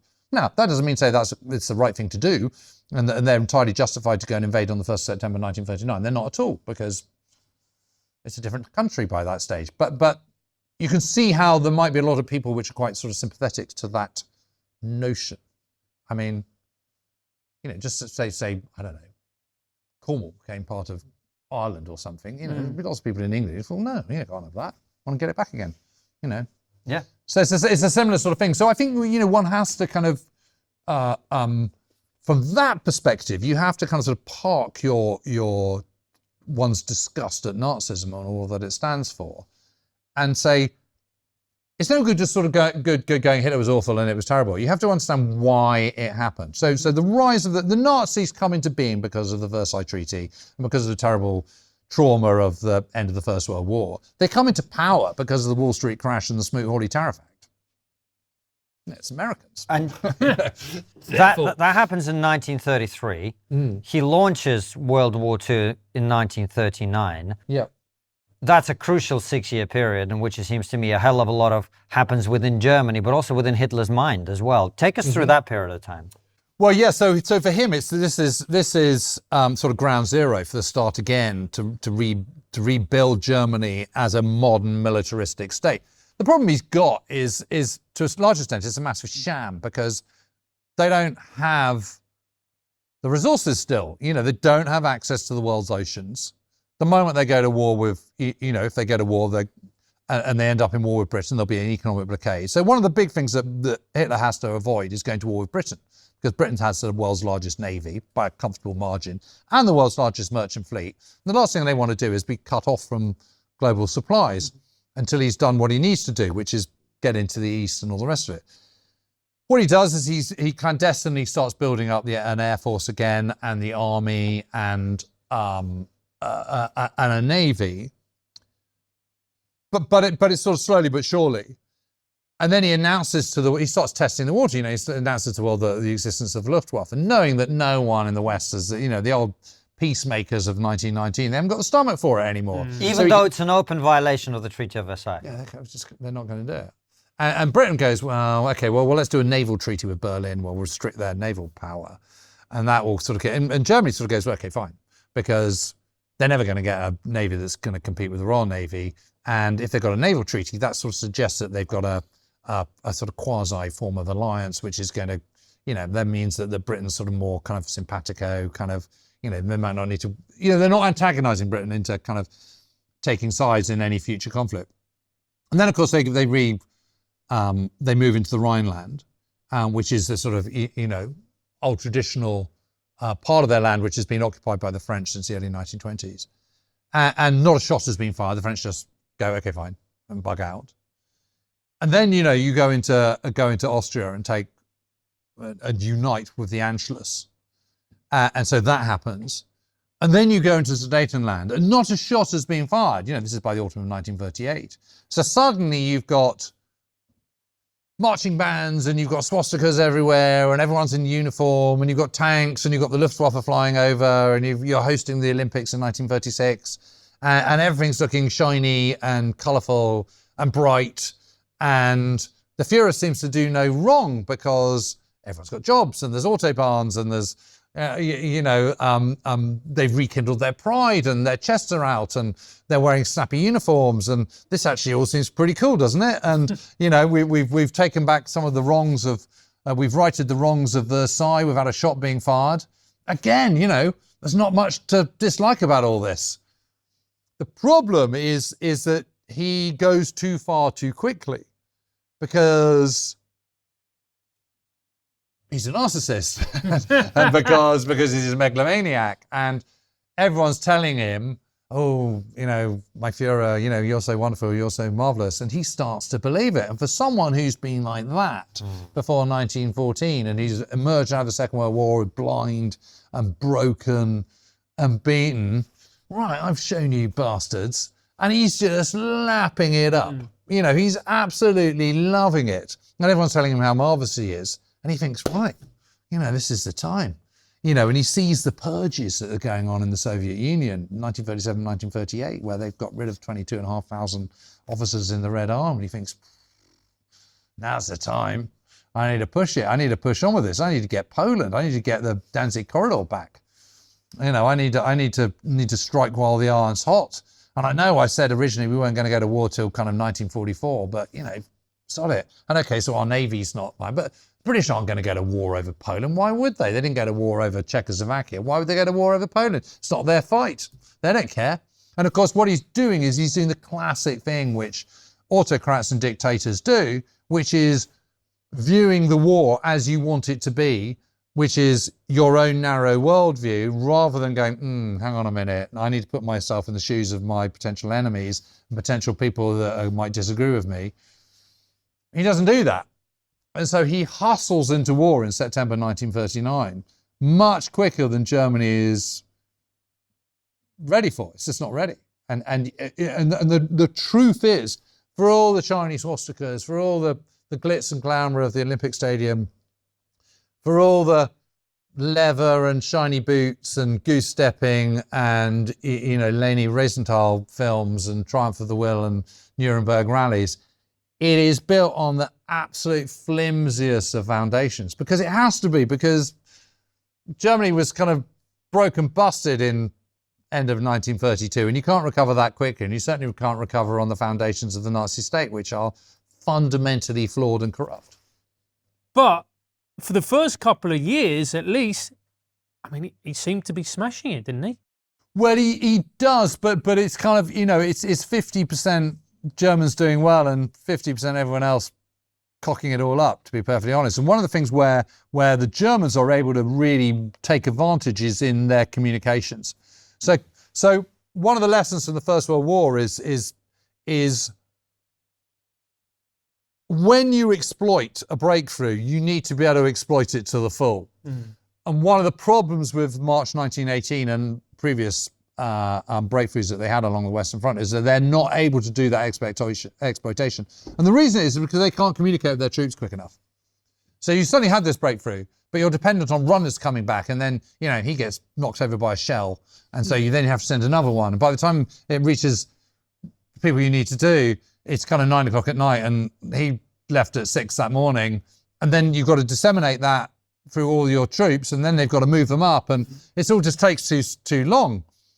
But what the Germans have realized in the 1920s is that we've got to send out this single message. And this single message is, the Nazi message of, we can be great again, we hate Jews, we hate Bolsheviks, we hate Slavs, and we are the rightful inheritors of Europe, blah, blah, blah, blah, blah, the Aryan master race, etc., etc. And how do they do this? They do this by swamping the radio network, this new technology of radio broadcast. And they do that by making them cheap. So first of all, you get the Deutsche Empfänger, which is a German radio, and then you get the Deutsche Kleinempfänger, which is a German little radio. And the German little radio is Bakelite. It's not walnut veneer. It's not wood. It's not aspirational. It's as universal as the Model T Ford is to Americans in the 1920s. And it's about 9 inches by 4 inches by 4 inches. And everyone can have one. And even if you can't have one, don't worry about that, because in apartment blocks and the stairwells, we'll have speakers with this stuff blaring out. We'll put it in squares. We'll put it in restaurants and bars. And it's the same old stuff. It's partly Hitler ranting and raving with halitosis and spittle. It's light music. It's comedy shows. It's all sorts of stuff. But it is fundamentally the same message.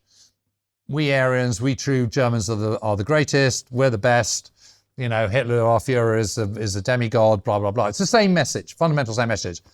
And this is because Goebbels recognizes that the best propaganda is one that you just repeat. You just say the same thing over and over and over again, and people start to believe it. It's the same with conspiracy theory, of course. If enough people gets enough people talking about it on X or on Instagram or TikTok or whatever, everyone starts to believe it. And it's the same principle. But what the Wehrmacht do, the German armed forces, is they suddenly think, hang on a minute, we've got radios and they're really cheap, and hang on a minute, we can put them in our panzers and our tanks, and we can put them in our trucks. We can even put them in our rather groovy motorbikes with sidecars, our reconnaissance troops, and everyone can communicate.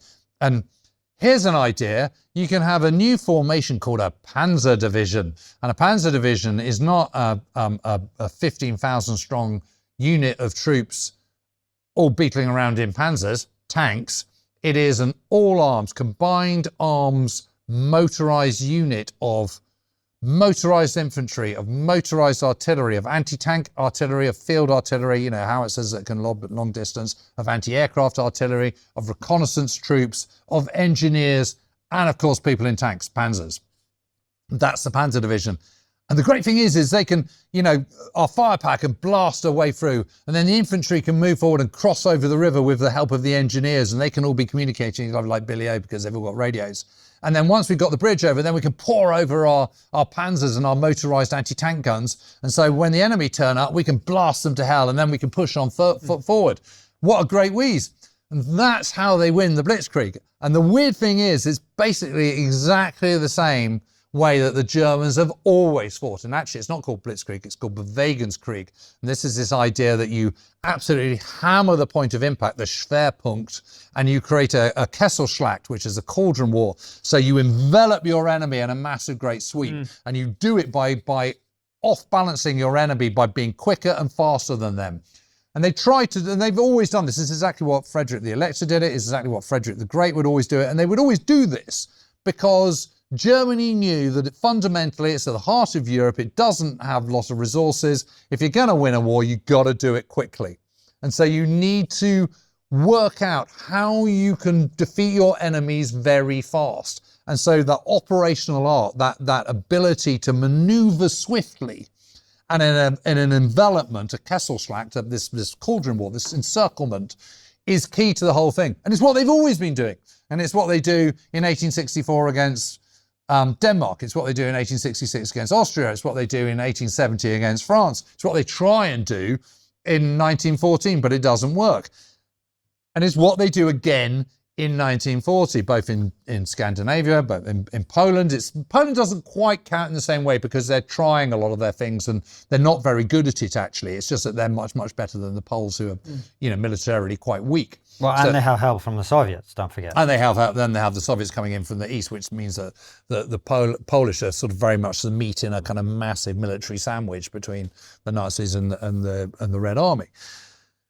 But what they do in 1940, the big one, the daddy, which is Case Yellow, the invasion of the Low Countries in France, is they do a Kesselschlacht. They attack with Army Group B, a group of armies coming through the north into the Low Countries of Holland and Belgium, and then round the back door through the Ardennes, the wooded, hilly, river-strewn back door of the Ardennes, they come with Army Group A, and that's where most of their mobile forces are, their panzer forces.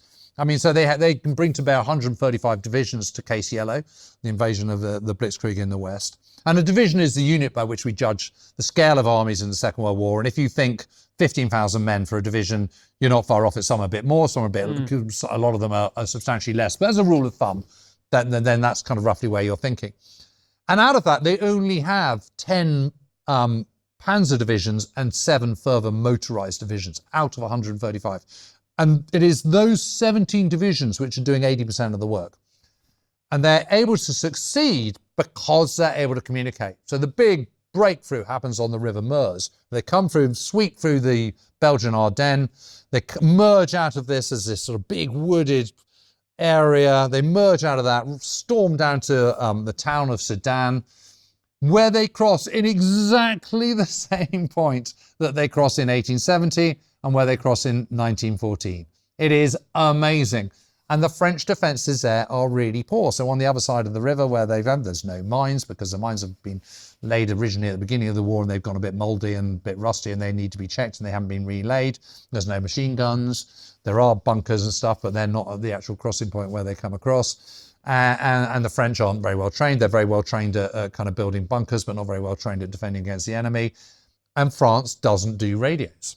They do old school stuff. They do hold the ground, hold the enemy by kind of weight of fire, wait for the reinforcements to come up, then do the counterpunch. But everything happens at a snail's pace compared to what the Germans are doing. And that's how they're able to win, and the Germans are able to win in 1940. They're able to do it by defeating the French in penny packets rather than as a mass.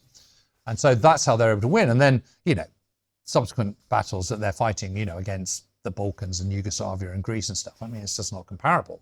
You're talking about a military nation which is just better trained, just better equipped than the Greeks or Yugoslavs can ever hope to be. And so they win. But then comes the invasion of the Soviet Union, and they've completely been hoisted by their own petard because they started to believe their own military genius, and Hitler believes his own military genius, and everyone tells him he's genius, and all those aristocratic military elites that are in the German army, particularly, who had been very skeptical about these panzer, mobile warfare thrusts that were going to be carried out through the Ardennes in 1940. Have now completely come over to the other side. We were wrong. Hitler was right. He was the genius. He got it right. We got it wrong. And so they're so enthralled to this that they stop checking themselves and going, hang on a minute. How are we actually going to do this? And have we got the logistics to support such an enormous invasion along a 1,200-mile front? And the answer is no, they haven't. And they haven't thought it through properly. And so they get defeated. And that's the end of it.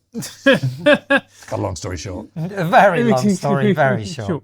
But it's also as well the involvement of the Americans. I mean, how much did Hitler and Nazi Germany have to do with the bombing of Pearl Harbor? Because you look back at that and you go, if there's one country in the world that you didn't want to piss off, it's, as my family would say, the gringos. Yeah, it's almost none at all. It's more to do with the Soviet Union. So Soviet Union as traditional enemies of Japan, and they've been fighting each other for kind of 35 years. And the border disputes up in Manchuria, ever since Japan invades Manchuria in 1931, Manchukuo, there's been these border disputes, and they've been fighting each other. And a reasonable sized proportion of the Red Army is on the Japanese-Chinese border, and they're fighting each other.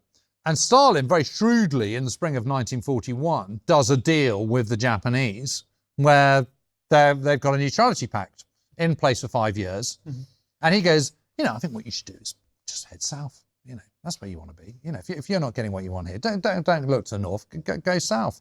So he's egging him on, and there's negotiations going on between the Japanese and the Americans throughout 1940 and 1941 about Japan's imperial ambitions, about what it can do, about America trying to kind of withhold that and draw back from that, and say to the Japanese, no, you can't just go in and kind of take what you want, and you've made your bed, and you can't just kind of conquer the whole of China and all the rest of it, and imposing sanctions. And sanctions, rather than driving Japan to the negotiation table, actually drives Japan to war. So it's more Stalin and the Japanese themselves which are driving themselves to into conflict with the United States. Because the moment the Americans get involved, I mean, that is endgame, really. Well, yeah, although, I mean, don't discount the huge impact that Britain has, because the reason why Germany goes into the Soviet Union in June 1941 is because it hasn't won the Battle of Britain in the summer of 1940. I mean, the Luftwaffe's attack is a catastrophe for Germany, because suddenly they've still got Britain in the fight. And Britain's got the world's largest navy, and it's got the world's largest merchant fleet. And paradoxically, the loss of Europe in one level helps Britain, because many of the merchant fleets of the mercantile nations, the Dutch, the Norwegians, and so on, comes over to Britain. So suddenly, where Britain has 33% of the world's merchant fleet in September 1939, by July 1940, it's got access to 85% of the world's merchant shipping. Wow. And that's kind of useful in a global war. Hitler knows, and all his generals know, that they can't afford to fight a long, protracted war, because Germany never has been able to do that, because it doesn't have the resources, and even less now in the 1940s does it have access to the world's oceans. So what are you going to do? You're going to take it from the eastern ferries, but the problem is, all these conquests they've had in 1940, they're like being like kids in a sweet shop, and they've blown it all. And so, for example, you look at France. France is one of the most industrialized nations in the planet in 1939, even though it's had these sort of terrible political upheavals in the 1930s and gone through 19 different changes of prime minister. I mean, you think Britain's bad. I mean, look at France in the 1930s. But it is still an industrial powerhouse. And it is the most automotive society in Europe in 1939, for example. There are 8 motorized vehicles there are 8 people for every motorized vehicle in France, whereas that figure is 47 in Germany and 106 in fascist Italy, for example. Well, it's 3 in America. Probably no surprise. But so it is very industrialized, very motorized. By the 31st of December 1940, France has 8% of the vehicles it had on the 1st of January 1940. So 92% of its motorised vehicles have gone. And where's it gone? It's been half-inched by the Germans. Or production stopped. So it's all very well going, oh, that's great, we're Germans now, we've gone into France and we can overtake their industry, but you've got to let the industrial workers work in that industry. But if you take away all their cars, then they can't get to work anymore. And if you half-inch all their, if you steal all their coal, then the power stations don't work, and the industry doesn't work, and so on and so forth, and there's nobody to work in the mines, and so everything just grinds to a halt. So suddenly, Germany's got the problem of having to administer and look after France and keep its Atlantic coastline. That requires manpower, but it hasn't got that much manpower. And because they've stolen everything, and because these countries where they've now invaded and now occupied are no longer functioning in the way that they were, they're no longer functioning very efficiently, they're running out of everything. So even though they've become victorious and they've had these huge sweeping successes, it's masking the fundamental flaws of the Nazi state in the 1930s, which is it's built on these incredibly thin foundations, and they haven't got anything. There's rationing in Germany in the summer of 1939 because they're really short of food. And one of the reasons they're really short of food is because their agriculture is really inefficient. And one of the reasons it's really inefficient is because they don't have very, very motorised vehicles. And the reason they don't have many motorised vehicles is because in the 1920s, when everyone's becoming motorised, they've got wheelbarrows of money and they're impoverished. So they're playing catch up. And what that means is by 1939, yes, you've got Mercedes-Benz and Audi and Hawk and, and so on and so forth, and BMWs, but they're the elites. And that means you haven't got many factories making cars or ships or whatever, because their industries are being run down and you're playing catch up. And that means you haven't got many people buying cars, which means you haven't got many garages maintaining those cars, which means you haven't got much fuel and oil, and you don't have that many people who know how to drive. So suddenly, when you then want to kind of expand that, you can't just click your fingers and suddenly be super mechanized. The German army uses 2.5 million horses in the Second World War and only 1.5 million horses in the First World War. Most of their military units are not mechanized. We always talk about the Nazi war machine, but the point is that it's not much of a machine. That's the whole point. They want it to be, but it isn't. And so that's the problem. So it's smoke and mirrors. It's they're conveying the impression of screaming Stuka dive bombers and panzers and all the rest of it. But actually, it's bullshit. The bulk of the army is not like that. And it's interesting you make the point about the Battle of Britain, because I think most people think of the Battle of Britain as being really important for Britain, obviously. But your point really Britain for the world. Well, quite, because what you're saying is Operation Sea Lion, the Nazis want to invade Britain. Yeah, which is never going to happen in a million years. Well, they've got to destroy the Royal Air Force. Well, first. yeah, then they've got to destroy the Royal Navy, which is the world's largest. Then they've actually got to get across when they haven't got any landing craft. Yeah. And they've never really thought about that. And they've never done an amphibious operation in their lives before, ever. And they don't have the equipment for it, and they're not set up for it, and they've never planned for it. And you can't just do that again in a couple of months. It takes June to September, which is when Operation Sea Lion is sort of penciled in for. I mean, that is just nothing for the scale of the operation. And, it literally has not a chance in hell. And they've never, ever come up against a coordinated air defense system before. So they've got a massive problem on their hands. So very quickly, even Hitler, who's a numpty, realizes that this isn't going to happen. So what am I going to do? I've got into this situation, I've gone into war. My bluff has been called. Britain and France have entered it. I've got rid of France. I've got rid of everything else. But the pantry is already half bare by late summer of 1940. I'm running out of everything. This sort of smoke and mirrors show of kind of military grandioseness is kind of going to get called out if I'm not careful.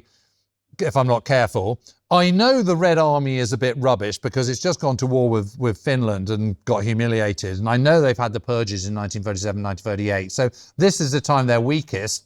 We've just overrun France.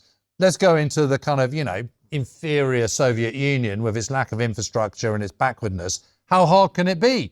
But, what they're doing is they're taking the wrong lessons. The reason why they're able to win in France is because there are petrol stations in France. So when their Panzer runs out of fuel, they can go into a petrol station and go, fill her up, Jean Hilaire, and the petrol is there. That isn't the case in Soviet Union, which is infrastructurally extremely threadbare and operates at a different railway loading gauge for starters, and there aren't many roads and blah, blah, blah, blah, blah. And so they come up with this madcap idea that, oh my God, what we'll do, we'll park Britain for the moment. What we'll do is we'll go into the Soviet Union, we'll get all the goodies we need and riches we need. Then we can come back and confront Britain with America hovering in the background. But it's bonkers. I mean, it is so la-la land. And the problem is the lessons are already there. The hubris behind the decision-making, the kind of lack of what they're not doing in their planning is they're going, well, we're really great, so we can do this and we'll do this and it's going to be fine. As long as we can get our airfields up there, then we'll do this, we'll destroy the RAF, it'll be fine. What they're not doing is going, hang on a minute, what's the enemy going to do? And how does this work? Right. And so the intelligence picture on the RAF in the summer of 1940 is terrible. I mean, they just get it completely wrong. And so they're really shocked when they don't have the same walkover that they do against Poland, against Scandinavia, against Holland, the Low Countries and France, that don't have air defense systems. And the air defense system means that you can see when your enemy is coming. You can make sure that your aircraft aren't on the ground when they come over to that airfield in Biggin Hill or wherever it might be. And they can be airborne. And not only that, you can control them and attack the Luftwaffe when they come over on your terms rather than on their terms.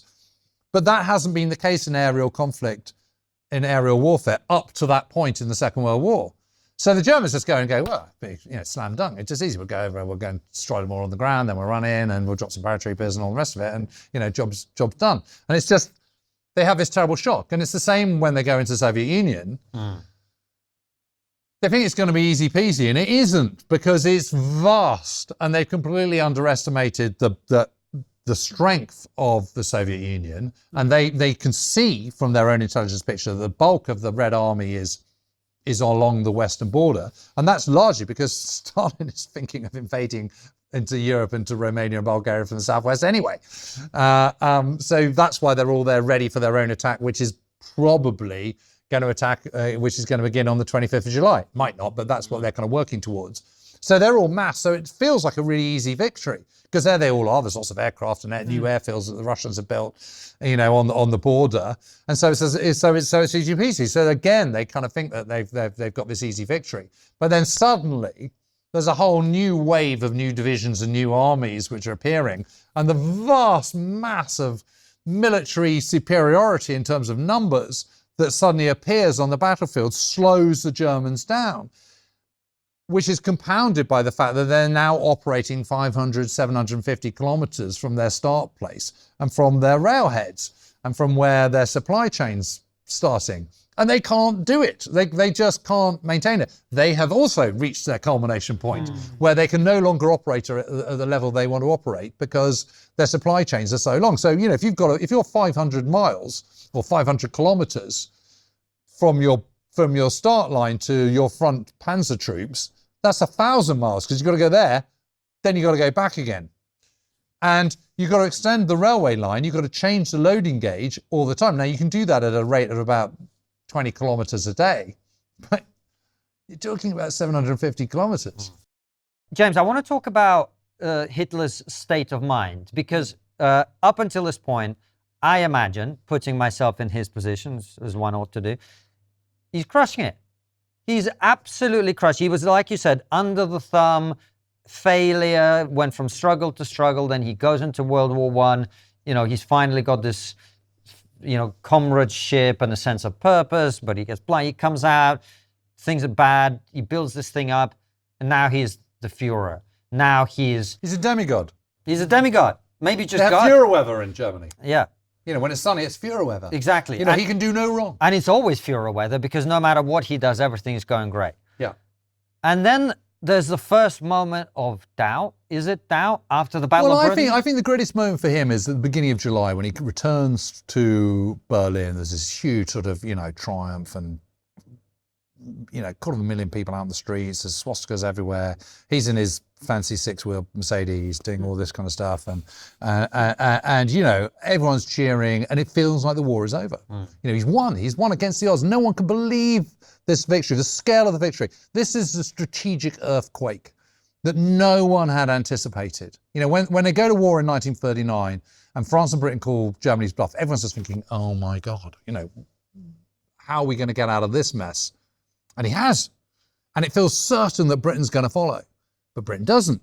Because... Does he try to negotiate with Britain at this point? Well, he makes him an offer, an offer to reason on the 19th of July.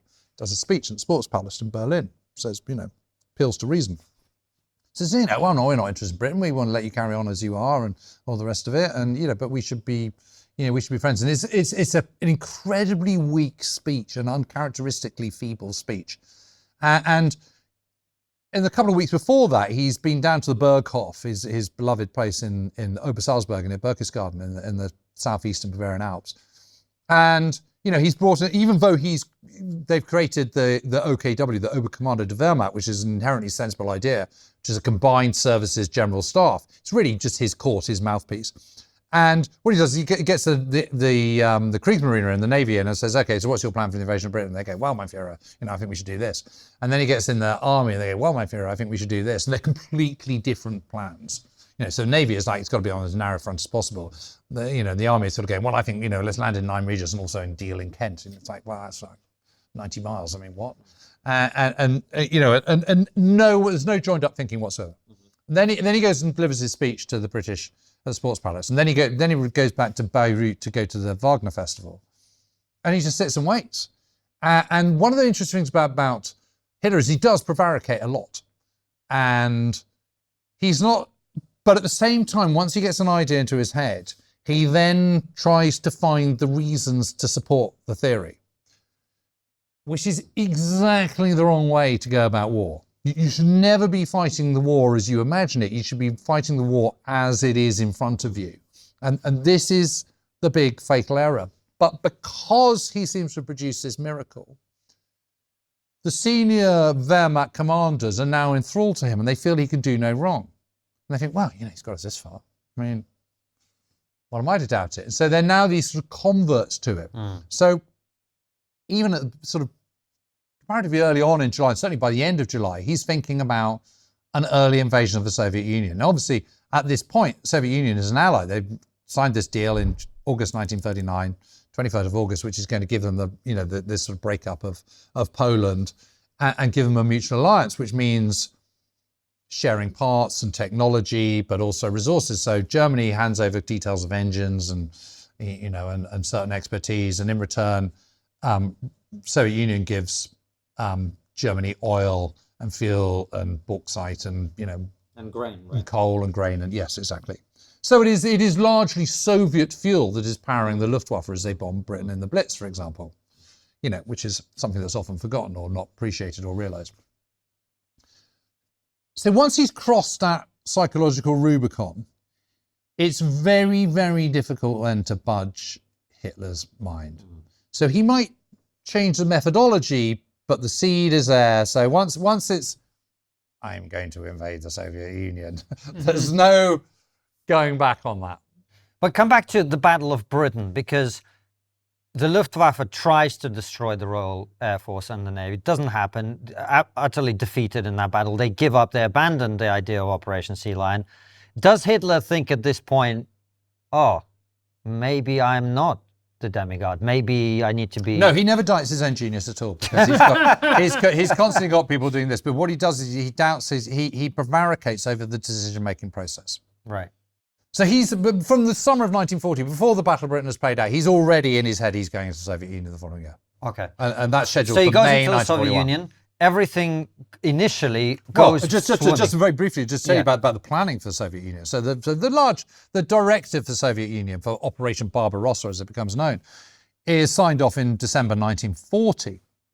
So the height of the Blitz, all the rest of it. And the hope is, well, we'll just keep hammering the British and reduce their ability to do much and, make life difficult for them. And, so that when we do turn back, there'll be an easier, there's no real sense that they're going to, maybe we can so badly hit Britain that they'll come to terms, but more likely we'll just down with their infrastructure, make it difficult for them. But of course, they're not without their own attrition. I mean, Luftwaffe bombers are getting shot down. Their numbers are getting lower. They're losing loads and loads of highly experienced aircrew, et cetera, in bombing Britain. It's not an entirely one-sided thing. And obviously, it doesn't bring Britain to its knees by any stretch of imagination. In fact, the numbers of factories grows exponentially rather than decreasing with the Blitz, although it is very traumatic for Britain, and it is the first mass sustained bombing attack on a nation ever in the history of the world. And it causes untold damage and untold problems, but not insurmountable ones, because Britain's inherent strength, its global reach, its friends, its allies, its dominions, its empires, its extra imperial assets, such as, owning most of Argentina, most of Argentina's assets, for example, and its huge amount of shipping, all those are hugely to its advantage. And the truth is Germany's naval strategy is completely cockeyed. The idea was to create a surface raiding force, but also one that could take on other fleets. Well, they're never going to compete to that. I mean, originally the Z plan, which is the big naval expansionism, which was signed off in 1938, that's on the impression that the war is going to start in 1944. So they think they've got a bit more time than they actually have. And of course, it starts in 1939. But the surface fleet, the surface raider idea is, on one level, is sensible because it's more efficient to destroy shipping with other ships than it is submarines, because a submarine is small and only has a few torpedoes, whereas a light cruiser, for example, is 9,000 tons and has, huge guns and huge firepower, and you only need a small force of those to cause absolute mayhem. The problem is they don't create enough of those small cruisers. They start creating battleships and heavy cruisers and pocket battleships, which are much bigger than light cruisers. And they don't have very many when the war starts. And what that means is they've also haven't got very many U-boats. And the U-boats are the bits that really could have made the difference. But because the U-boat arm is so small in 1939, that means the personnel of the numbers of experienced personnel is also really, really small. So that's also a problem, which means throughout 1940, where Britain is quite vulnerable in terms of its convoy system and how its defences of those escorts, there aren't very many U-boats. So in January 1941, the total number of U-boats in the entire Atlantic is 6. And that's not very many. And, consequently, they don't sink a huge amount of shipping. And even when they're doing quite well in the autumn of 1940, where most of the Navy is defending the coastal waters of Britain, so isn't defending convoys, they're still not even getting close to sinking the amount of tonnage that they need to sink to have a dent on Britain. So, in the total war, I mean, I think it's something like 1.4% of shipping is sunk by U-boats, and 80% of all convoys get through unscathed. So in other words, they have this opportunity to make a blow on Britain, and they squander that because all their priorities are completely the wrong way around. When it comes to planning for Operation Barbarossa, the invasion of the Soviet Union, they do various plans, and one of the guys who's in charge of the plans is a staff officer at the OKH, which is the Oberkommando der Heere, which is the Army General Headquarters, a guy called General Paulus, who ends up surrendering at Stalingrad. Yeah, but at the time he's a staff officer. And he does all these plans, and he does all this war game, and he goes, this isn't going to work. And they go, no. Go away and do it until it does work. And he goes, all right. And goes off and produces nothing. Yeah, that's much better. And then they also look at the economic benefits and the economic costs of going into the Soviet Union. And the person in charge of this is General Georg Thomas, who is in charge of the economic division at the OKW, which is the Oberkommando der Wehrmacht, the German General Staff.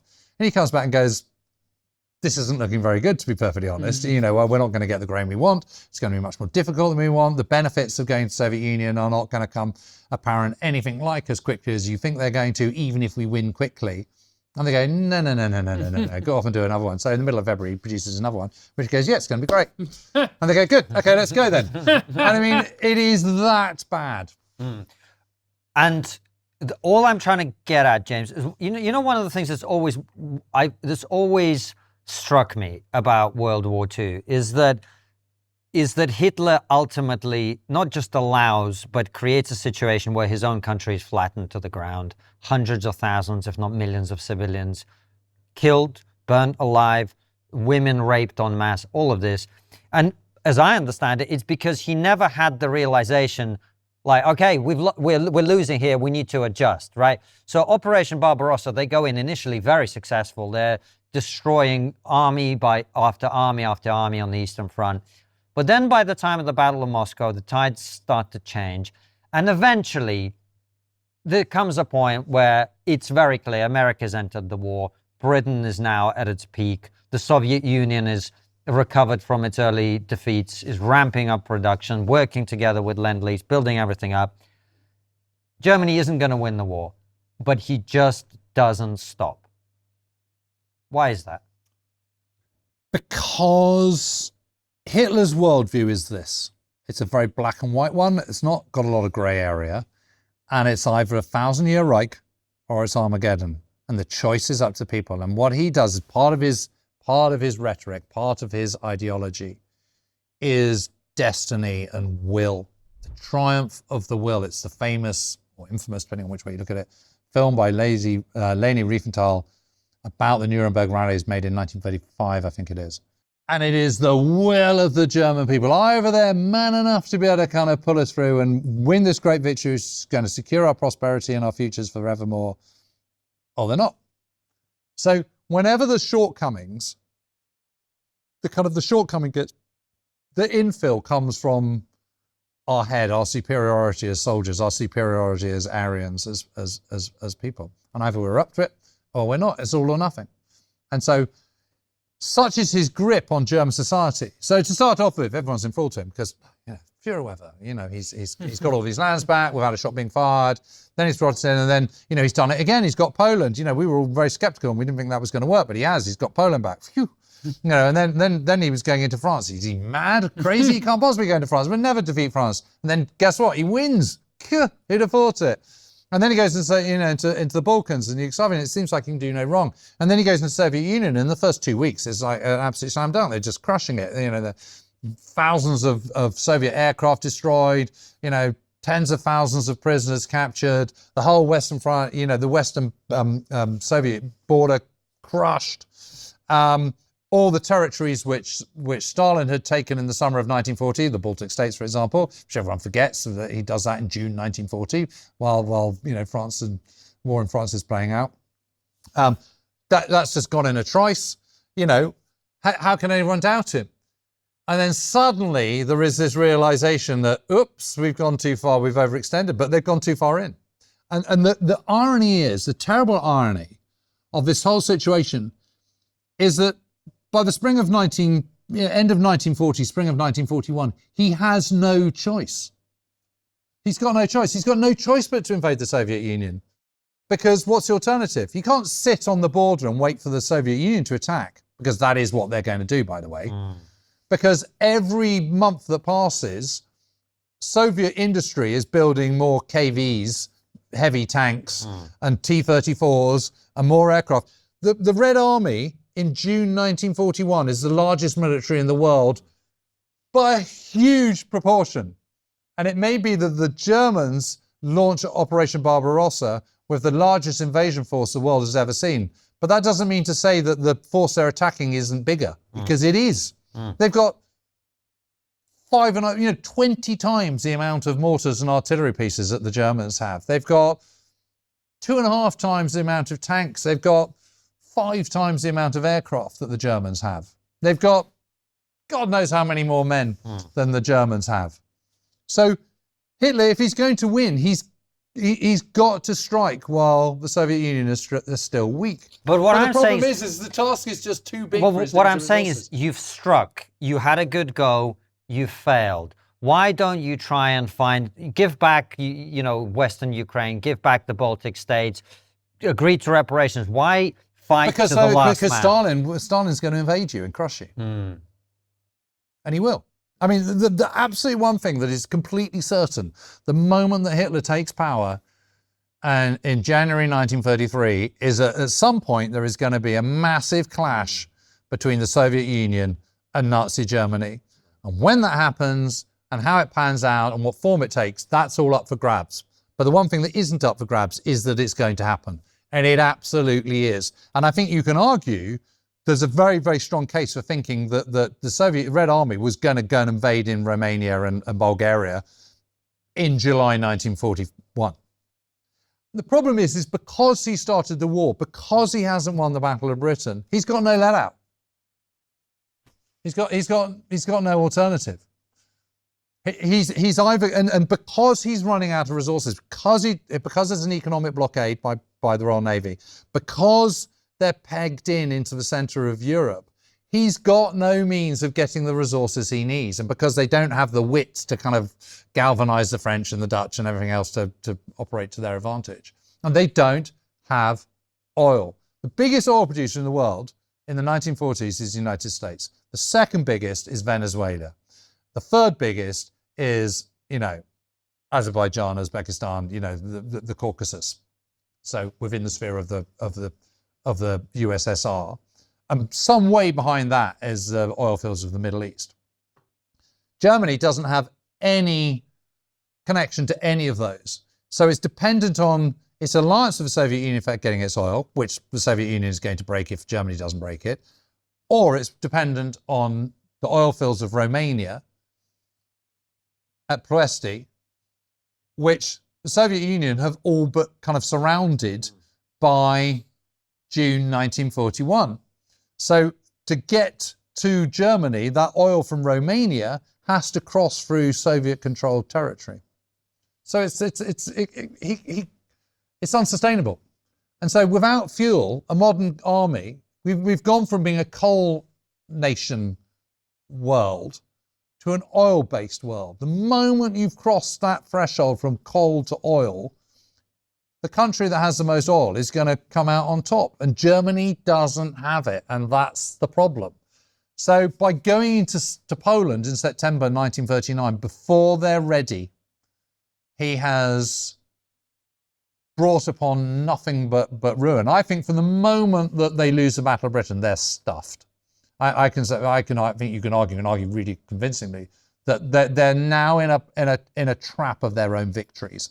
And this is the irony at the moment where, in many ways, it looks like the apogee of the Nazi state. The conquest of Yugoslavia and Crete and Greece, and going up to the end of May 1941, with all those 3 million troops poised on the Soviet border in the first weeks of June 1941. Beginning of June 1941, that's the high watermark. But actually, they've got themselves in a situation where they're stuffed already because they can't sustain it. And you can say, yes, before Moscow in December 1941 is where it all really, really unravels. But actually, it really unravels in the Battle of Smolensk, because Smolensk in Belarus, what's now Belarus, but was Belarusia, is captured by Guderian's leading panzer unit, the Panzer Group 2, on the 15th of July 1941.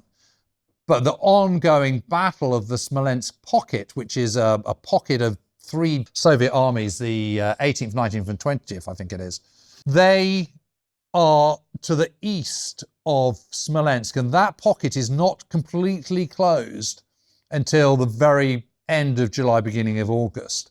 And by that point, all the panzer groups, the 2 panzer groups, the panzer divisions in Panzer Group 2 and Panzer Group 3, which are leading Army Group Center, which is the main thrust into the Soviet Union. There's also Army Group North and Army Group South. Army Group South going to the Ukraine, Army Group North going to the Baltic States and on to Leningrad. But the main effort, the prime panzer units, mobile forces of the Wehrmacht is in Army Group Center, going on this thrust through Belarus towards Moscow. It's stuffed. It's absolutely stuffed. They've reached their culmination point. Their panzers have been destroyed. Their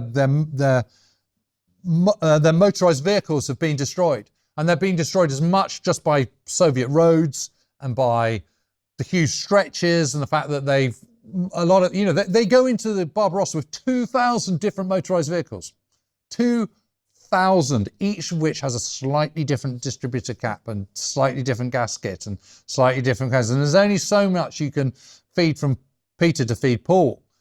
And of course, the wheels literally and metaphorically come off the whole process. And so they have this huge leap forward of sort of, 500 kilometers in the first sort of couple of weeks, 3 weeks of the campaign. And thereafter, they do about 100 kilometers in the next month and a half. And so suddenly that USP, driving fast, the Kesselschlacht, the kind of lightning war, all the rest of it, they can't do it anymore. And the only reason that they get as far as they do in December is because of the encirclement of Kiev as it is now. And the only reason that happens is because Stalin refused to countenance the advice of his own military commanders, which is to fall back behind the Dnieper. And they don't. So they get they get encircled in front of the Dnieper, and the giant encirclement continues. But that doesn't really help Germany, because they still haven't got Leningrad. A lot of the factories have been moved east to the Urals, which are 400 miles beyond, or 400 kilometers or whatever, beyond Moscow. And they still can't get to Moscow. And they can't sustain this fight because they don't have enough of anything. This is what one has to get one's head around, is that yes, they have these encirclements, and yes, they have this great victory in the summer of 1941 on paper, but they are winning themselves to death in the process because they're fundamentally not big enough to be able to compete on a geographical scale of the Soviet Union or on the material scale of the Soviet Union. They just can't compete. And you're absolutely right to point out that, if you take an arbitrary date such as, let's say, the 15th of June, 1941, Nazi Germany has got one enemy, which is Great Britain, albeit Great Britain plus Dominion and Empire, and extra imperial assets. Fast forward 6 months to the 15th of December 1941, and it's got 3 enemies. It's got Great Britain plus Empire and Dominions and extra imperial assets. It's got the United States of America, and it's got the USSR. It is not going to win. And whilst all this is happening, if we focus on Germany at home, there is the awful spectre of the Holocaust. So when did that start? When did it go from... Which completely shoots them in the foot, by the way. Okay. Because it ties up vast amounts of resources, it ties up all sorts of time, it doesn't work, it denudes them of talent and souls and people that could be doing other stuff. I mean, but you can't say, you can say that and you can point that out, but that is to misunderstand the ideology at the heart of Nazism and the heart of Hitler's mind, which is the crushing of Judaism and Bolshevism, the Judeo-Bolshevik yoke. So how did it go from, look, we don't like Jews, they're kind of responsible for what's happening, but we've got bigger fish to fry here, to, right, we're going to exterminate the entire population? Well, it really moves as they move into Poland, because Polish are Untermenschen and Jewish Poles are even more Untermenschen. These, i.e., they're kind of lowlifes. They're below us as Aryans. Whereas in Europe, they're kind of sort of integrating into kind of modern societies, and it's not okay, but you know, we can put up with them, put them in ghettos, or you know, we can encourage them to get exit visas and move to Israel or the United States or wherever, just shut them down culturally and societally. But suddenly in Poland, you know, we're going to get rid of the intelligentsia. We're going to get rid of the Jews. We're just going to shoot them. Anyone who resists Germany in any way is to be regarded as a partisan. And resisting Germany in any way can be anyone who just says, I'm not going to do what you ask me to do. You know, pamphleteering, whatever it might be. You know, they are enemies of the Nazi state. And there is an ideological aspect to the invasion of the Soviet Union, which is spelt out very implicitly at a conference in early March 1941, and which is then reiterated at the beginning of June 1941, where Hitler basically says, you know, if you do excessive measures, no one's going to be hauled up over the coals for that. And this is an ideological war, and this is more than just a war of conquest. This is a war of annihilation. We have to annihilate the Soviet state, and we also have to annihilate Judaism within that state. So you suddenly start having kind of burning of villages, rounding up people and just shooting them willy-nilly. And there's a point at the end of July 1941 where Himmler, the head of the SS, visits the front up in the Baltic states and sees a mass execution. He goes, oh, that's horrible. You know, our guys didn't have to be doing that. It's absolutely ghastly. I don't want my men having to kind of shoot people in the back of the head. It's really grotesque. And it's really interesting, I think, that, you know, his concern is not over the victims, obviously. It's over the perpetrators. It's over his men having to do something as horrible as witness sort of brains being splattered all over the place and, you know, blood going everywhere. Because there's got to be a more humane way of doing this. And when he means humane for the perpetrators. And so this leads directly to the development of gas chambers and Zyklon B. And this Zyklon B has been developed as a pesticide and, you know, for agricultural processes. And it's very effective. And so you think, well, okay, well, we can do that and do that. And then what we do is we shove them all in a room. They get gas. Then we just dispose of them. We incinerate them. No one has to look at blood and brains, and, you know, it can be a bit more remote and a bit more kind of distance between it, and it's not so traumatic. And that's how it develops. And you know, Hitler never says, I want you to murder all these millions of Jews. It's all done with smoke and shadows and euphemism. You know, the final solution to the Jewish problem. The final solution to the Jewish problem is what do we do with all these Jews? How do we get rid of them all? And, you know, you have to remember that out of the 6 million Jews that get killed in the Holocaust, 3 million of them are shot in the back of the head or similar means, and 3 million are gassed. And so or die of you know, malnutrition or abuse or whatever. And so when did they open the camps? When did they start to actually mechanize well, in 1942. the process? I mean, one of the delays for Auschwitz, for example, is because the people that are developing the mechanism for the gas insist on patenting it, and the patency takes a little bit of time to come through. Yeah, I kid you not. So from 1942, and the question that people always ask is, were the Allies aware of it? If they were, how much were they aware of it? Yeah, they do know what's going on by the middle of the war, but what can you do? I mean, you know, it's in Poland. And what happens if you go and bomb it? I mean, that's not going to work. I mean, you're going to just kill lots of Jews. You know, you're going to bomb the camp, the people you're trying to save. I can't really see. I've never really understood this argument that people have. You know, we knew about it and it was disgraceful. You know, we didn't go and rescue them.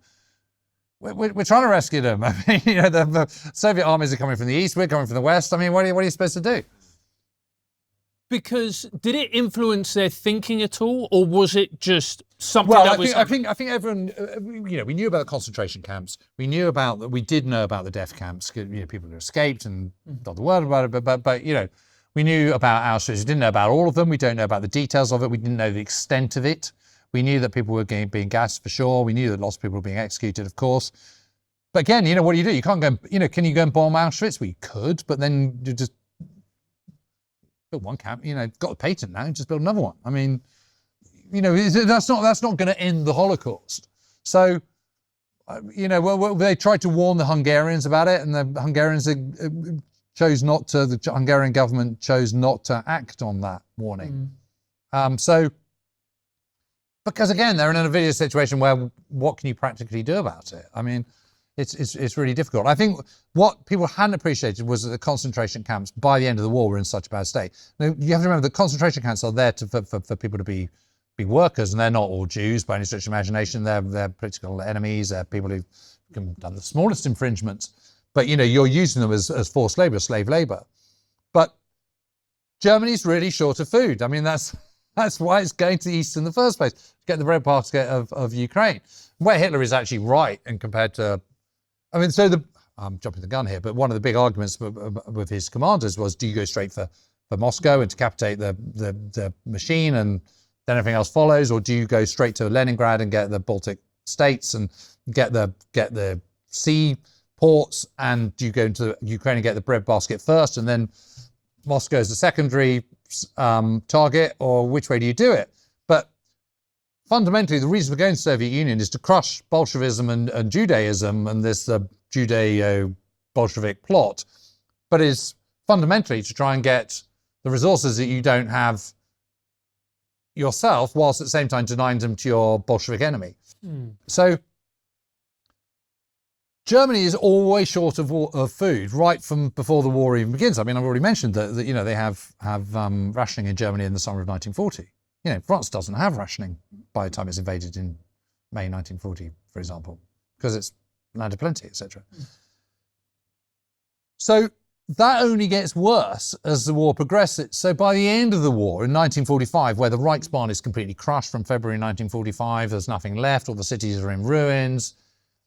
What little food they've got, they're not going to be giving them to the prisoners, which is why they're so emaciated in such a bad state by the time camps are being liberated in, March and April 1945, or in the case of Auschwitz from January 1945. So they're extra emaciated. But I don't think the West had been expected quite such horrors, whether it be Dachau, whether it be Belsen, whether it be Sachsenhausen, whatever it be.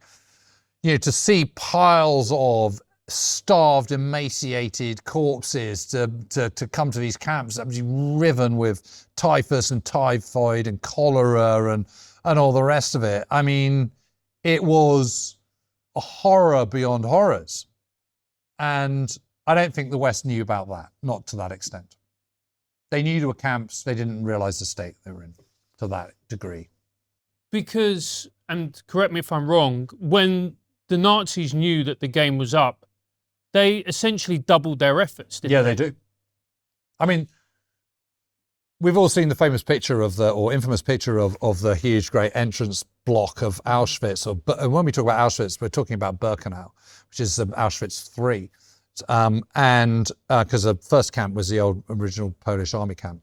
And you see the railway line, the sort of, monochrome railway line going straight through the middle of it. That was built in May 1944 to accelerate it, because they were coming to a platform about a mile and a half away, and then they'd have to walk across this open ground and then go into the camp. Now they had platforms that were just going straight down to the gas chambers, effectively. And that was to accelerate it, to get rid of the Hungarian Jews. So this brings us back. It's absolutely insane. I mean, it's just bonkers. Well, this is what I'm trying to ask you about, because in 1933, in your telling of it, Hitler says literally nothing about this. Nothing. Well, they haven't worked it because they're all making up as they go along. He's come fully formed with his overall ideology, but the mechanism of government, the mechanism of operating this new la-la land, and you have to think of the Nazi state as la-la land. It's a warped, black, deeply malevolent fantasy world, but it's a fantasy world. And everyone who's involved in it, the Nazi elites, through to the military commanders, they've all bought into and complicit in the creation of this la-la land. So the whole thing about the Jews and everything, and the anti-Judaism and anti-Bolshevism, it's not fully formed. We have to get rid of the Jews in Germany, but how we get rid of them is, it escalates. It escalates. And this is where Kristallnacht is so important, because Kristallnacht in November 1938 is a testing ground. So what can the German people put up with? What can the rest of the world put up with? What can we get away with here? How far can we push this? And it's a signifier. And Kristallnacht is a big escalation. You know, Jews being beaten up, synagogues being burned, you know, bricks through windows of Jewish properties and enterprises and so on and so forth. And they get away with it. The nation takes it. They accept it. The world accepts it. And there are just these forks in the road all the time that the Nazis keep coming to, saying, okay, so we don't really like Jews, but how far do we push this? Well, first of all, let's just sort of make them difficult for them. We'll delegalize them. We'll try and encourage them to go off under their own steam, but they're still here. So now what do we do? Well, let's up it a bit more. Let's make the laws even more stringent. They're still here. Let's do it another whack. Let's have Kristallnacht. Let's have a night of marauding militias where thugs are kind of, you know, beating them up, and then let's see what happens. And it just escalates. And then they're going into the Eastern Territories where they're Untermenschen. And so they're extra kind of worse. And so it's far from prying eyes. It's far from Western eyes. We can get away with stuff. It's an ideological war suddenly, you know, where anyone's a partisan, so you round people up and you shoot them. And the Wehrmacht are as every bit as responsible and complicit in this as the Einsatzgruppen of the SS, for example. The Einsatzgruppen, these action squads that are especially designed to kind of come up behind the advancing German front lines and, you know, clear out people and burn villages and, you know, shoot Jews and what have you. One other question before we head to questions from our supporters that I wanted to ask, I've always wanted to ask someone with your expertise, is after the war, the surviving German generals, as one, well, there's some exceptions, but as sort of basically say, oh, Hitler was actually an idiot. He messed this up. He messed that up. We told him this. These are mostly people who followed him, you know, with burning eyes through thick and thin. How much of that is deflecting blame for their own responsibilities, or how much of it is it what you said earlier, which is, I think you called Hitler a numpty? Yeah. You know, he makes mistakes. Everyone makes mistakes, but he makes some catastrophic mistakes. Where does the blame for Germany's failure in the war lie with respect to generals and Hitler himself? They're absolutely up to their neck in it, and don't fall for that claptrap ever. They absolutely believed it. They fell in with it. They condoned the anti-Semitism. There's examples of literally, count them on one hand, German commanders that don't buy into this. They're so few and far between. Most of them are completely guilty. And, you know, that they bought into it, they swallowed it, they were excited by it, they were driven by a desire to make Germany great again. Yes, absolutely, all of that. And their grievances were, to a certain extent, justified, but the whole thing just got out of hand. They got themselves into a mess in which they couldn't get themselves out of it. And their earlier theories, which were proved correct, you know, mobile armored theories and all the rest of Guderian and Manstein and so on and so forth, that seemed to kind of be playing out to their advantage in 1940. By the time they get into the Soviet Union, it's a different ballgame. And this is not a war of conquest, it's a war of annihilation. And that's a game changer. And they've all got blood on their hands. And the truth is, they all believed it. They believed the miracle of Hitler and what they were doing. They weren't asking the right questions. They weren't going, hang on a minute, we're just assuming that we're going to be brilliant and better than the Red Army. We're just assuming that we can beat them all within 500 kilometers and annihilate the Red Army within 500 kilometers. What if we can't? You know, what happens if we go in with this ideological war and actually we don't win?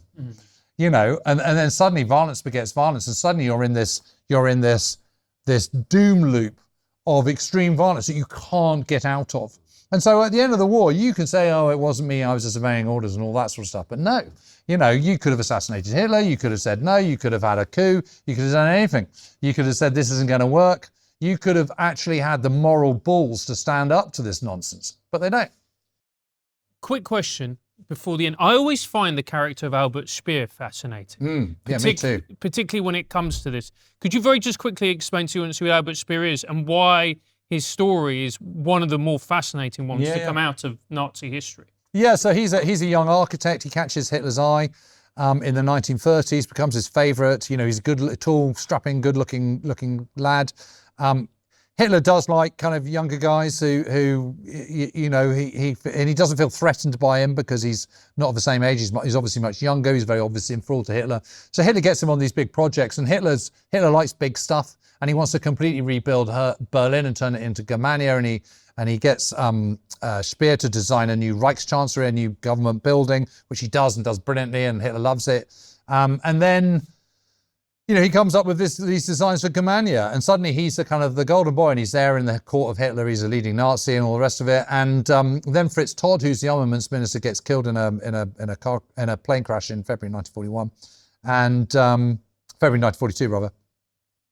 And Speer takes over, and because he's young and dynamic and all the rest of it, he can sort of make certain miracles happen, even though the miracles again are kind of sort of paper thin and not good enough. I mean, you know, their stopgap is sort of paper over cracks, that kind of thing. And somehow he managed to wriggle out of it at the very end of the war. You know, he gets put on trial at Nuremberg, and he doesn't get hanged. He gets put in prison, and gets released.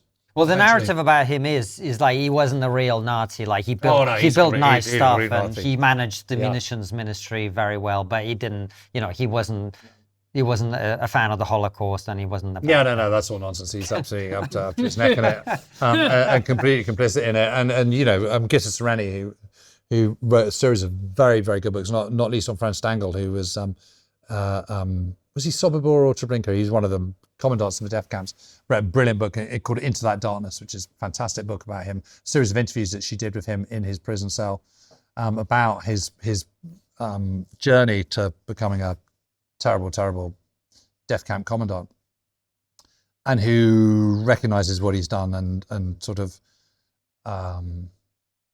feels regret, and then kills himself in his prison cell after she's finished her interviews.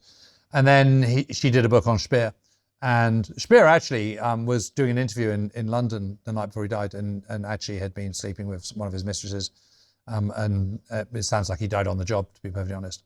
Anyway, the annoying thing is the BBC have lost the transcript of this interview that he did that night before he died. Yeah, it's somewhere in an archive in a basement somewhere in Croydon or something. No one can find it. But anyway, I mean, you know, he was rotten to the core, absolutely, you know, despicable individual, and requires no sympathy. And you know, it is not possible to be in the court of Hitler and amongst the Nazi elites and not be completely complicit with blood on your hands and totally up to your neck in it. It's just not possible. One more pre-final question. What was your take on Nuremberg? The film, not the trial. Oh, actually, I thought the film was pretty good. It was great, wasn't it? I see anything to do with the Second World War, and I'm expecting it to be completely awful. And just get where it wasn't like that, and that didn't happen. That's not right. That's wrong. But actually, I thought it was pretty good. I thought Russell Crowe was fantastic. He was indeed. Whenever we talk about World War II now, it's this very simplistic way of speaking about it, you know. And we compare it to modern times. He's a Nazi, they're worse than Hitler, blah, blah, all the usual stuff. But if we look at 2026 and we look at that period of time and just before, what comparisons can we make that are actually valid? And what are some of the myths that need exploding? Yeah, lots actually. And I think it's really interesting because if you think about it sort of 100 years ago, there were certain things that happened which have a sort of weird mirror with what's happened in the last 25 years. So first of all, there was a massive pandemic, global pandemic. Mm-hmm. There was a catastrophic war, which, quite apart from the tragedy of lost lives, was economically ruinous. In a way that to America and Britain and the Western world, Iraq and Afghanistan were economically ruinous. There was then a huge financial crash in 1929, as there was in 2008, and there's also been a trade tariff war in 1930, as it has been, you know, with the advent of Trump in his second term. So there's lots and lots of parallels. And one of the things that I think is really interesting is that history doesn't repeat itself, because it can't possibly, because that was then and this is now, and we're constantly living in constantly evolving world. But patterns of human behavior don't change at all. I mean, one of the reasons why Shakespeare is still relevant is because he's dealing with fundamentals of human character, which are as relevant in today as they were in, 1592. So fundamentally, we don't change. And where you can apply economic theories, which is why someone like John Maynard Keynes, a great economist, is so important and still so valid, is that you can see how people respond to economic crisis and the ebbs and flows of economies. And, 1929 wasn't the first crash. It wasn't the first economic global crisis. And obviously it wasn't the last either. And you can see how things develop. And there were plenty of crises in the 19th century, for example. There was plenty of theories about free trade and open seas and all free markets and all the rest of it. The Hardys, the novels of Thomas Hardy, for example, are set to the backdrop of agricultural decline as a result of free trade and cheaper grain coming from the Americas and meat coming from the Argentine and refrigeration and all the rest of it. That's the backdrop to Jude the Obscure and Tessa d'Urbervilles and all the rest of it. So you can see how patterns of human behavior behave, but follow one after the other, which means from an economic point of view, you can actually plan and theorize fairly accurately. And one of the things you can theorize about is how people will respond to massive dips. And in a democracy, you will always have the same thing. Economic decline leads to political unsettlement and dislocation in a democracy. And when you have economic decline and a political dislocation together, you're that much closer to war. And the converse is also true. So when you have economic growth and you have economic stability, you tend to have political stability and you tend to have peace. So that's why the age we're living in now is quite worrying. And what you see is that people respond in pretty much the same way. So why is it that Hitler comes into power in 1933? It's because the established political democratic order in Germany isn't working. And people are poorer and they're having higher costs of living. And wages are going down as costs are going up and rents are going up. And their standard of life and chances of employment and future prosperity are declining. So this existing political system isn't working. So I am going to go to the extremes to see an alternative, because although the wrecking ball is offering something quite wacky, the conservative view isn't working either. So I might as well give the wrecking ball a chance. If people can't see the comparisons now, then they're obviously not thinking about this in the right way. And this is why history is there to help us. And if you can predict these things, so one of the things that I find so frustrating about the current state in the UK at the moment, for example, is it's all very well saying we can't afford it, we need to be stringent, we need to kind of, tighten our belts, we can't afford defence, blah, blah, blah, whatever it might be. Debt as a percentage of GDP is 93% in this country at the moment. It is not going to get better until you start investing in the country. Stagnating austerity measures don't work, just as they didn't work for Heinrich Brüning in the 1931-32. They're not going to work for Rachel Reeves in this country now. And Maynard Keynes, for example, came up with this idea of counter-cyclical economics, which is this idea in times of plenty, you tax harder and you tighten the belts, and in times of hardness, you actually spend more. And that's what we need to do. And this idea that you can't spend and also invest and improve your economy and make yourself safer is clearly absurd, because that's exactly what America did in the 1940s.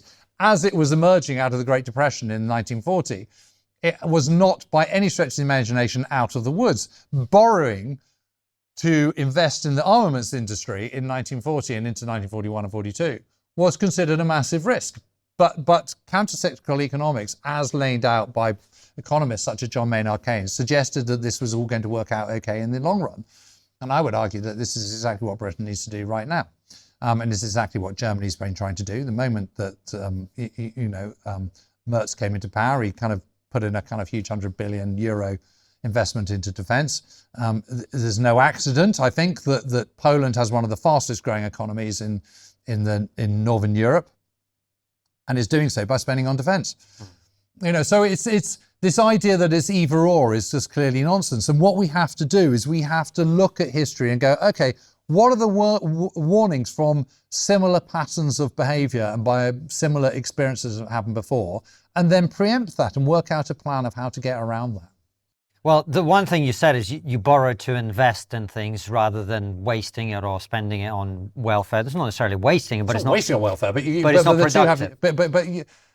Okay, so how you reduce your welfare bill is by getting more people employed. That's right. And by making people feel better about themselves. And there's nothing like being part of a gang and a national movement and a sense of national urgency to get you into that sense of purpose. And the moment you've got a sense of purpose, you stop feeling blue and down in the dumps. And you think, actually, no, I've got a reason to be getting on with things. Oh, and by the way, I've got a salary now, which is where I'm now contributing to the tax coffers, which is bringing more money in, which means that less money is going out. Everyone's a winner. I mean, I make it sound very, very simple. Actually, it is quite simple. Not easy, but it is simple. It is simple, and there are really, really simple solutions. It's just the current government and recent governments don't seem to want to be able to take those solutions. James, that was the perfect answer to the question we normally ask, but didn't need to, which is what's the one thing we're not talking about. What a pleasure it's been to have you on to talk about this. Thank you so much. People should read all your books. They should listen to your podcast with Al Murray, of course.